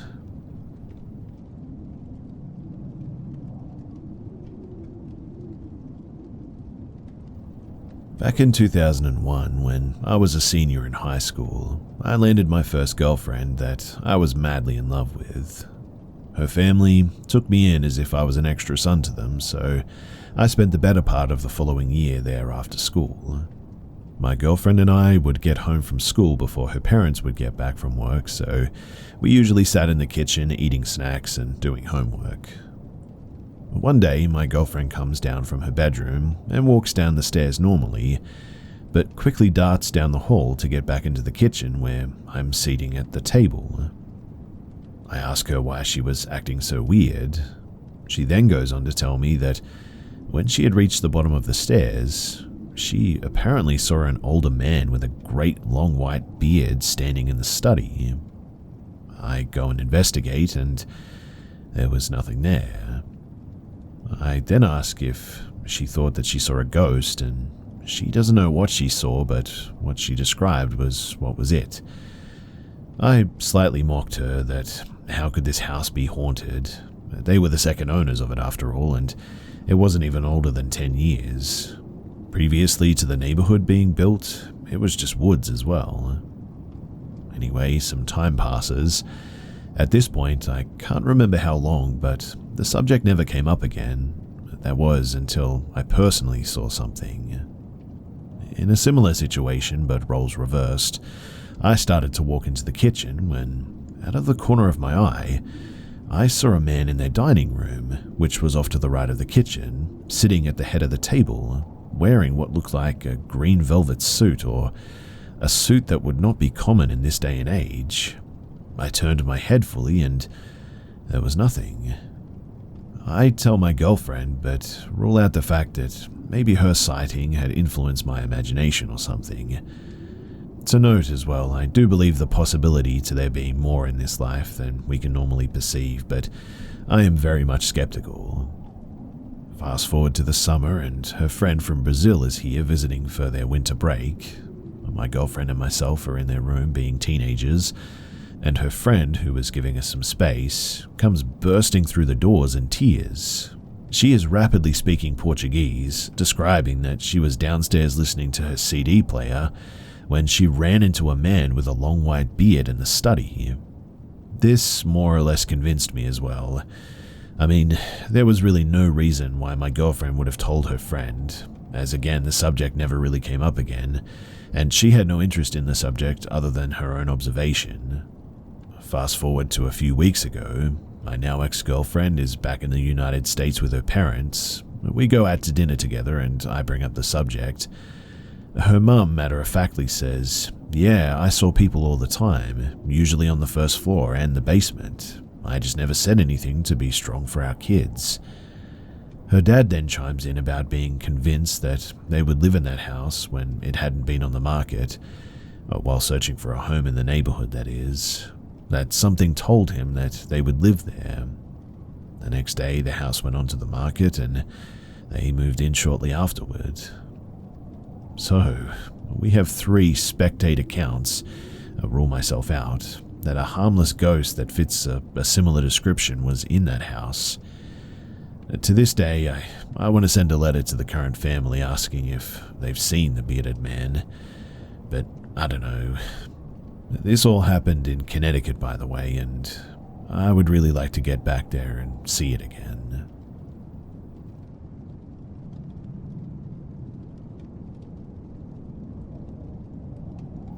So this happened about 7 months ago. I was visiting San Diego for job interviews and staying at my favorite hotel in Sorrento Mesa. For some background, I'm a 40-year-old guy, and a pretty big guy at that. I'm 6'1" and also a former strip club bouncer. So, On my third night, I was pretty late after hanging out with some old friends after my interviews. I got back to the hotel at around 2 in the morning with some Sonny's donuts. After eating a few, drinking a few more, and watching South Park, post-COVID, I decided to have a smoke before going to bed. This made it now around 3 in the morning. Eventually, I go downstairs, walk out the front to the smoking area by the fountain, but there's another couple who are also staying at the hotel already there. I didn't want to impose myself upon them, so I decided to just walk around the outside parts of the hotel while I smoked. I walked around the pool, the barbecue area, the basketball courts, then started back toward the side door. As I did, a black sedan drove up alongside of me and stopped. The window rolled down and a tiny Asian woman asked if I knew how to get out of the parking lot and back to the street. Now, from where we were when she asked me, this was literally in a straight line about 150 feet in front of her, so I honestly thought that she was drunk or just blind. So I politely said, yeah, just keep going straight and turn left at the tree. She then asked me if I could get into the car and show her. Now, again, I'm a former strip club bouncer, and this woman looked very much like Walmart Ali Wong. What I mean is that there was absolutely no intimidation factor, but for some reason I instantly felt uneasy. Again, it was literally right in front of her. She could see the road. Also, the windows were all tinted far more than they should have been, and I honestly couldn't tell if somebody else was in the car at this point. I used the smoking as an excuse to not get into the car, but she said that she didn't mind and gave me a really creepy smile. I politely declined and again pointed out that the road was literally right there, so I'd just be walking back in like 5 seconds anyway. She again asked if I could get in and show her though. This was feeling like a weird kid or sort of ice cream truck situation. I mean, guys, how often do decently looking women just drive up and ask you to get into their car at 3 in the morning in a hotel parking lot, right? How often does anyone ask a big bearded guy to just hop in their car under these circumstances? Nothing about this was right. Again, though, I politely declined as I finished my smoke, and was luckily already standing right at the hotel side door when all of this started, so I just went in. The woman, she drove off as she rolled up the window, right exactly to the exit she had asked me to show her to, so I told the front desk about it, and they said that they would keep an eye on it, but I'm quite sure that nothing was ever done or came of it.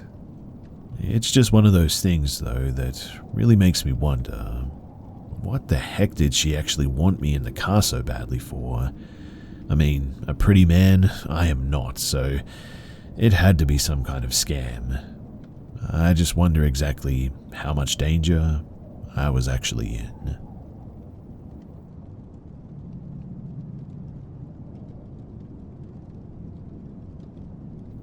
My mother worked long shifts at the airport 7 days a week, so me, 12-year-old female, and my younger sister, 10-year-old female, were at home by ourselves majority of the time. For reference too, we lived in a house that had gates on the windows and a gated door that we had to unlock to get to the actual front door. It was late at night at about 10 p.m, and me and my sister were watching TV and preparing for bed. It was around this time that I noticed some sounds coming from our front door and realized that it was someone banging on the gate. I was naive back then and decided to open the door to see who it was. It was a young white man in his late 20s. He had a black and white striped shirt with a jean packet. I asked him what he needed, and he sat there with a blank face and said calmly that he needed me to let him in. I asked him why, and he repeated himself and said, "Let me in, I'm in trouble." He kept looking back over his shoulder, and I felt a bit unnerved and decided not to unlock the gate for him. As soon as I made the decision not to let him in, the police showed up and pulled their guns on this guy. They gave him directions to walk backwards with his hands up, and at that moment, I decided now was the time to close the door. I quickly realized that he may have been running from the police for a crime that he committed. Till this day, I wonder if I would have opened that door and let him in, what might have actually happened. It's something I try not to dwell on too much.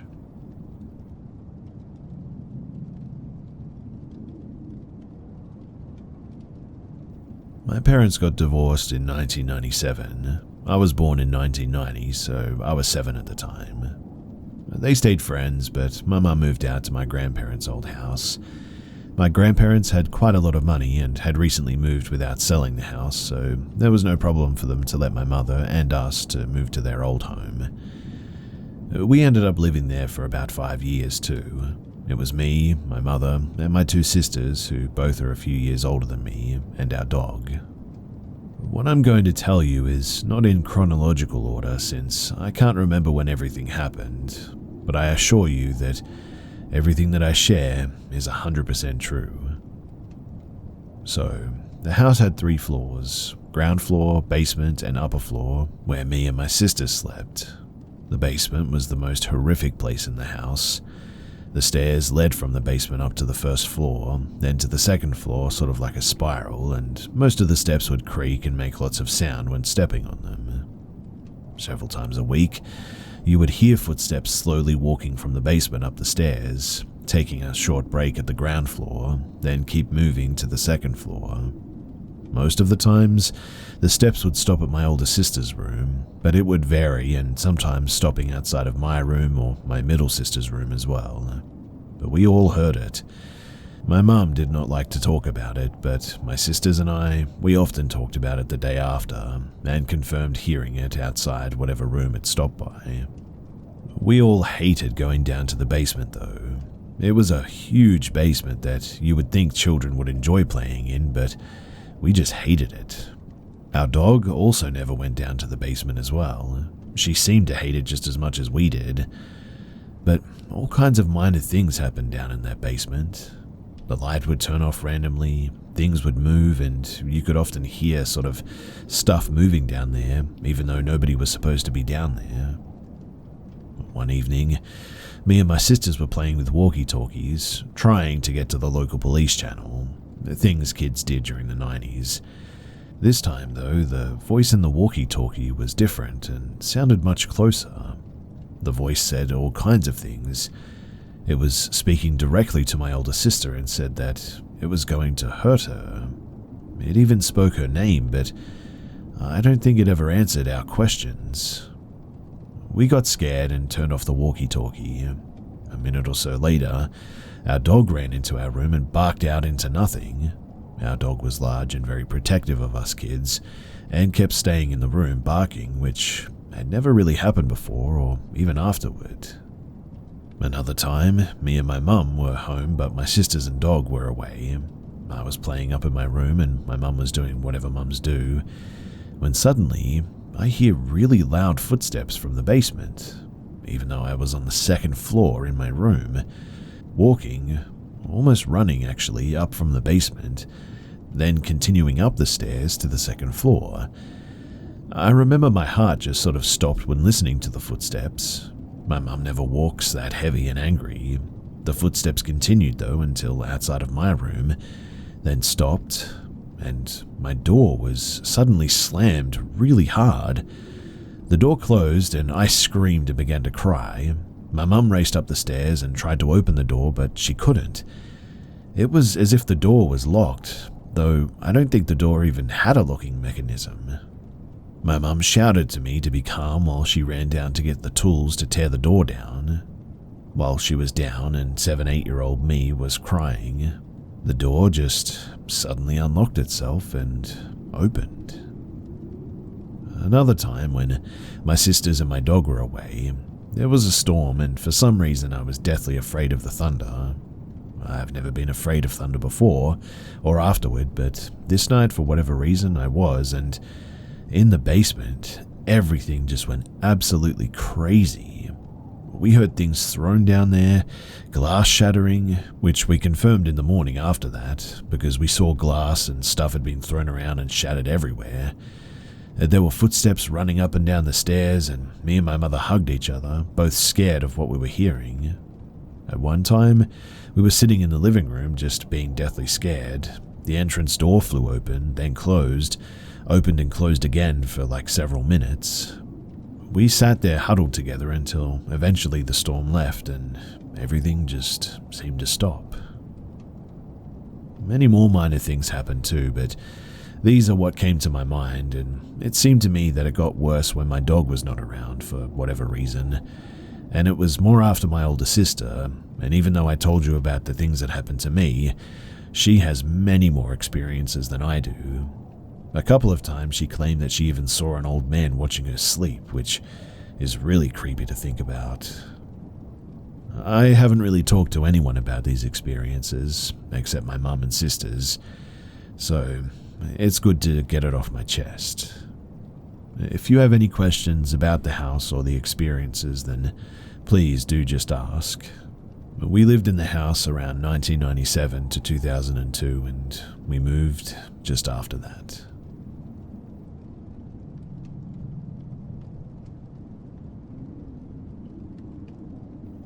So my parents went away for the weekend because it was their wedding anniversary. It was just me in the house. I'm 19. I do have a sister who's 17, but she went to stay over at a friend's house that night. So it was just me and the dog, and earlier that day, I had washed my bed sheets and put them in the dryer. A few hours later, when I went back to see if they had dried, I found out that they didn't, and it turns out the dryer had actually broken, which was pretty annoying. I phoned my parents and told them what had happened. I went to look to see if I could find any bed sheets to put on my bed until mine dried, but there really wasn't any, apart from my sister's, who didn't fit my bed. I just decided that I'll sleep in my parents' bed, since it was pretty comfy anyway. Later that night, I'm in bed and my dog is sleeping next to me, and I've got my parents' door slightly open, just in case the dog wants to go out of the room in the night. I'm there just watching YouTube while waiting to feel tired enough to sleep when suddenly I get a very weird feeling come over me. It felt like someone was watching me, and though it was a pretty freaky feeling, I was with my dog, so I wasn't completely scared or alone. I turned the lamp on and tried to fall asleep because my phone was about to die. It's almost 3 in the morning. I think it was like 2:55 when I woke up, and I don't normally wake up randomly at those times, but I look over and my dog is asleep at the bottom of the bed. I look to the door and see what looked like someone kneeling on the floor and kind of holding themselves up by resting on the wall.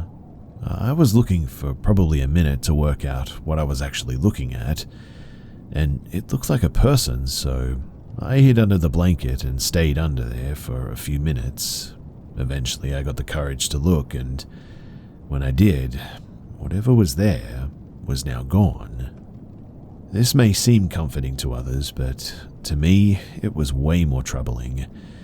I would have preferred if whatever the shadow was had stayed there, because that would have meant that I was probably just seeing something, like a shadow being cast from something in the room or whatever.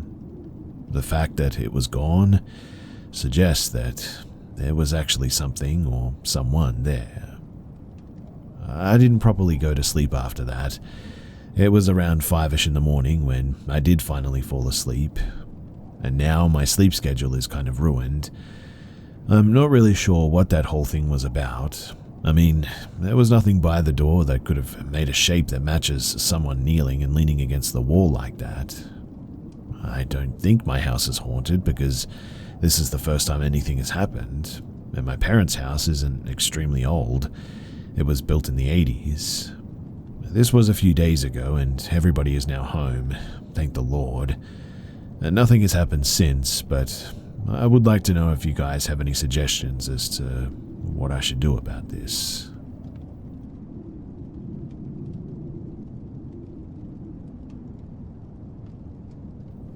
I'm a 29-year-old woman. I live in an apartment in a sketchier side of my town, so I'm not unaccustomed to strange people pulling up and strange things happening. I've been through a home break-in, so I'm very hyper-vigilant when it comes to keeping myself and my home safe. I also smoke cigarettes. It's a nasty habit, I know, but having cats and not wanting my house to reek like smoke, I'll walk out to my balcony to smoke. That is exactly what I was doing when this happened too. I was sitting on my balcony, smoking and just enjoying my night, when I noticed a car that I'd never seen before pull into the back parking lot of my apartment, right by my balcony. I initially felt a bit off, but I didn't want to come off as being the paranoid neighbor, so I keep sitting and smoking my cigarette. Then I hear footsteps making a beeline through my backyard. There's a large and burly man that I'd never seen before walking briskly through my backyard. Again, I still don't try to make much of it because, well, they might be there for my neighbor or something. My anxiety is definitely on alert, but not in panic mode is what I'm getting at. Until I realize that he's going straight for my portion of the backyard. He then does something that is still freaking me out as I share this. He stops right in my backyard, looks up at me on my balcony, not saying a word. I'm sort of panicking now. I audibly say, heck no, spring up, slam and lock my balcony door, run to my upstairs bathroom, and dial 911. I listened to every sound from downstairs while I stood panicking in my bathroom, and truthfully, it sounded like someone was messing with my back door at this point. I don't know for sure because I was in hypervigilant mode. I do know, though, that he was in my backyard for a few minutes because I was in my bathroom for several minutes until I decided to peek out of my balcony window. I saw him walking to his car and getting in, which also tells me that I don't think that he was there to rob me, but perhaps something more sinister. Luckily, he was lazy because, again, I live on the cheaper side of town, so you can imagine the quality of my doors and locks. I'm really hoping that it was just some guy who was drunk or high and had the wrong house or whatever, but my gut is telling me otherwise. Regardless, I just hope that this doesn't happen again.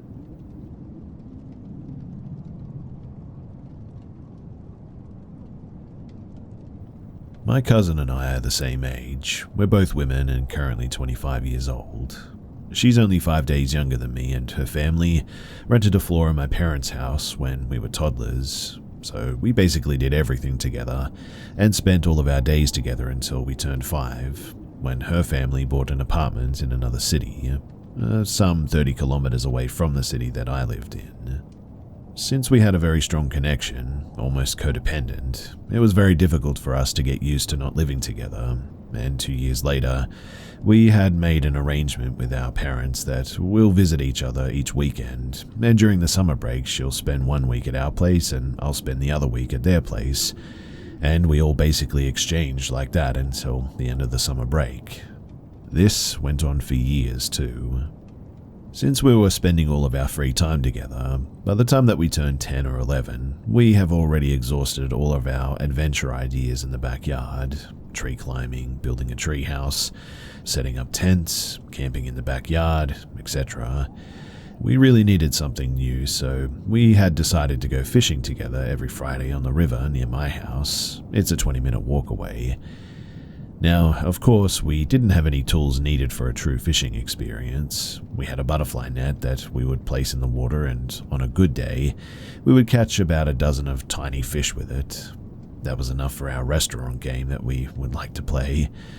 We would come back home, bake the fish under the sunlight, and then serve it, then decorate it into plastic plates that we would later serve to our imaginary customers.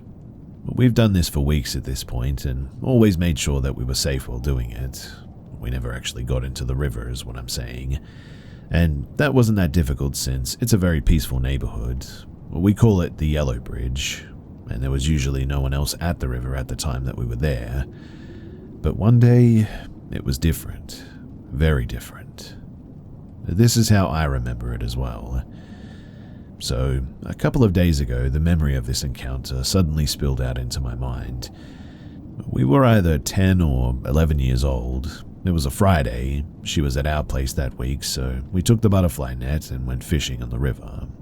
We were alone, sitting under a large willow tree right next to the river, when suddenly, a man just showed up from, well, what seemed like nowhere. He was standing a couple of meters away from us. He had blackish hair with plenty of shades of grey in it, so I'm guessing that he was probably in his late 40s or early 50s. He had a dark blue t-shirt, a little smudged on the collar. He asked us what we were doing, and we said that we were fishing. He continued walking back and forth on that part of the shore. Now under the yellow bridge, the shore itself is at least 500 meters long. He could have gone anywhere, but he stayed where we were at. Then he came a little bit closer and we got up. He then told us that he was apparently having issues with his wife, and we just nodded our heads, trying to avoid the conversation and follow the don't talk to strangers rule. We didn't ask him anything. He took a flip phone out of his pocket and he opened it in front of us. "I have to show you my wife," he said. Okay, we replied. When he found what he was looking for, he came even closer and turned the phone towards us. It was a picture of a completely naked woman sitting in a chair with her legs apart. We just nodded. He then proceeded to show us more pictures, and it was quite clear that it wasn't his wife because the pictures were not of the same woman, but all of them were inappropriate from head to toe. And now that I think of it, the quality of the images, the fashion, and the aesthetics could be best described as, well, inappropriate content from the 70s that you'd probably find in a magazine if you catch my drift. It could have been that he took pictures from an old magazine or had them sent by someone. I don't know, but I remember that I looked at my cousin and mouthed, "It's not his wife," and she nodded. "Isn't she beautiful?" he asked. Yeah, she is," I replied, and my cousin nodded. We then remembered that we had left our net in the river, so we went back to the willow tree and reached for the net. He was standing there in the same spot as before, looking at his phone. He then showed us very low-quality pictures of men and other women in other suggestive positions, and these pictures actually looked like pictures taken with a flip phone camera. "This is me," he said, and pointed at one of the men in the picture. We just nodded, and we said that we had to go home at this point. But he then said the words that honestly have been haunting me for days now. "You think my wife is beautiful? She thinks you're beautiful too. She would love to meet you. Come with me to meet her and we can play together." No, we have to go home," I replied. You little party breaker. Maybe your friend doesn't want to go home. Come on, I want to play with you," he said and turned to my cousin. "No, I really want to go home," my cousin replied. Now, this is where the details of the memory sort of stop for me.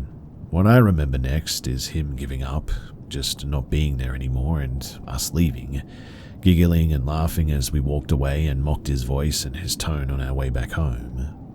But I found it weird that only after so many years had I remembered this situation, and I've brushed it off as a potential dream or false memory even. But since his words kept echoing in my head, I called my cousin and described my memory, word for word as I've described it here pretty much, and she said that it did happen, just slightly different from how I remembered it. She explained that all the details are correct, but once she told him that she really wants to go home, he was way too close and we were too scared to start running or turn our backs since we thought that he would catch us. So we stayed there for a while and kept pretending like he was not there. We played with our catch, the tiny fish in a bucket filled with water, and talked about our fathers who work in the police. Obviously it was a lie. Her father is a forest ranger and mine works in IT. And how they're so strong and they could kill a man with one punch. The man didn't believe our exaggerated story, and apparently he kept walking in circles around us. Not too close, but he did keep an eye on us the entire time. So we waited, and waited and waited, and at one point he went into the bushes behind us to pee. This is when we got up and we started running. We ran across the bridge and kept running until we got to the part of the neighborhood where there are lots of houses. When we were already close to my house, I stopped in the middle of the road and said that my legs won't move. So she helped me get down on the side of the road and we sat there until I felt better. Then apparently we started joking. Today I know that what I experienced was a state of shock. Once I felt better, we went back home, threw away the fish, and after that, we decided never to go fishing again. We never told our parents because we knew that what had happened had something to do with inappropriate material, and at that time, we thought that everything related to that topic was shameful and shouldn't be talked about. She said, though, that she was surprised that I thought it was a dream and that I didn't remember it until now, since I have had such an extreme reaction and she has PTSD from that event. Even today, she's not going alone anywhere and is terrified whenever someone mentions that same yellow bridge.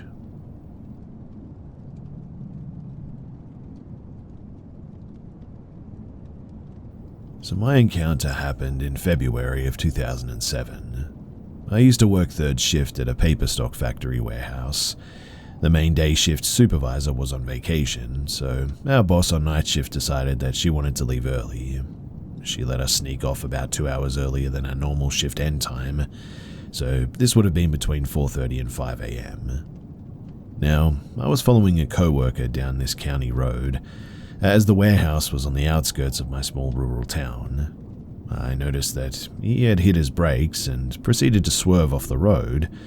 I'm not far behind him, and I'm thinking to myself, what the heck is this dude doing? And that was when I saw it. There was a tall, dark shape strolling down the middle of the road, in a sort of hunched over and swaying side to side sort of manner. I have likened it to how one of those tall windblower figures that you see swaying at a car dealership or something like that moved. Very unnatural movements. It's hard to do it justice by describing it, as it would only really make sense if someone saw it themselves, I feel like. It looked like a tall person wrapped in a large, dark blanket or cloak or something. I had to hit the brakes and swerve too, but I came to a full stop. Whatever it was, I couldn't make out any features or characteristics. I saw a large torso with 2 legs. The upper half was sort of hunched forward as if it was leaning like an older person would with a walker. At that time, I was driving a 1998 Ford Explorer, and I've looked up the height of the vehicle. It lists at around 6'7", but whatever walked past my driver's window was a good foot or more higher than that, also leaning forward. So I believe that whatever it was at least 7 feet tall minimum. Again though, I really couldn't see any head, any arms, just a figure with legs walking. My taillights illuminated it though as I started to drive past it. I couldn't make out any definite details for the body. I didn't see fur, skin, or anything like clothing. It was solid too, not like a translucent type of thing. It was just large, thick and black, or at the very least dark grey in colour. My coworker had pulled over into a parking lot a little ways down the road. I followed him in, and you could tell that he was scared. He was saying something along the lines of, "What was that? It didn't have a head," among a lot of other things most panic people say. We decided to drive back down and try to see if it was still there and what it actually was. I drove in front and he was following behind. We came up to the general area and I noticed that there's a large black animal lying in the middle of the road. It appeared to be a big black dog. Part of me knew that this wasn't large enough to be what was walking in the road, but we had to stop because it was directly in the middle of the roadway. I decided to get out and walk up to it. All the while, my coworker is yelling at me to get back in my vehicle. As I approach whatever is laying on the road, though, it brings its head up and looks back at me. Its eyes are glowing yellow, which I write off as eye shine from the headlights, but it also growls at me. So I stop dead in my tracks and just watch it. This thing then stands up on its back legs like a person, but falls back down. It sits back up and sort of hobbles off to the side of the road, like a wounded animal that wasn't able to use its front legs. It looked like your typical German Shepherd or wolf type face, but its fur was puffy like a chow dog's. It was a lot bigger than most dogs, but still nowhere as tall as whatever was walking down the road earlier. I didn't see any blood or wounds, so I can't say if it was actually hurt or not. My coworker got out of the car at this point after it had disappeared into the wood line. We discussed what the heck just happened, but while we were talking, I noticed next to our feet was a mouse. It was just standing there with us, but it was cleaning itself. I nudged it with my shoe and it just kept cleaning its face as if it wasn't afraid of us. The mouse was sitting in an upright position, as in it was on its hind legs, and using its front paws to wipe itself. I never really considered it until recently that all three of these bizarre happenings were all on two legs. In any case, we got back into the vehicles and drove off, and then the next time at work I had mentioned what happened and our co-worker sort of laughed at us, so the other guy who saw it told me that if I don't stop talking about it, he's just going to deny it and best just forget about it. So for essentially 15 years, I've never told anyone up until recently. I have tried to rationalize it into something that makes sense, but even then it just doesn't completely add up. I've tried to explain it away as it was just a large dog that must have gotten hit by another vehicle before my coworker and I got there. Maybe it was messing around with the mouse and it got hit, which broke its front legs, so that's why it was trying to use its back legs like that. The mouse was traumatized from the dog trying to mess with it, so it was just standing there cleaning the dog slobber off of itself. That sounds at least plausible, until the original thing that we saw walking without a head comes up again. The dog was nowhere as tall as that thing was, so even with the dog standing upright, it was close to maybe 6 foot roughly, but whatever was walking had to have been well over 7 feet tall, as it was so much taller than my Explorer, even with it hunched forward like that. So I can explain away the dog and the mouse, but I cannot just explain what that was. So I always come back to square one, trying to understand what it could have possibly been. As someone who's always been very skeptical, it becomes very hard to accept the unacceptable. I've always been interested in weird creatures and such, but I never truly believed that they existed. I still struggle to believe that all these crazy stories could be true, and yet, who am I to say that they're not? Especially with the weird stuff that my former coworker and I went through that night. All I know is what I saw, but whatever I saw is something that I don't know, and probably never will. It sounds crazy, I know, and I personally would be hesitant to believe it if somebody else told me this happened to them as well. All I can say is that is what happened.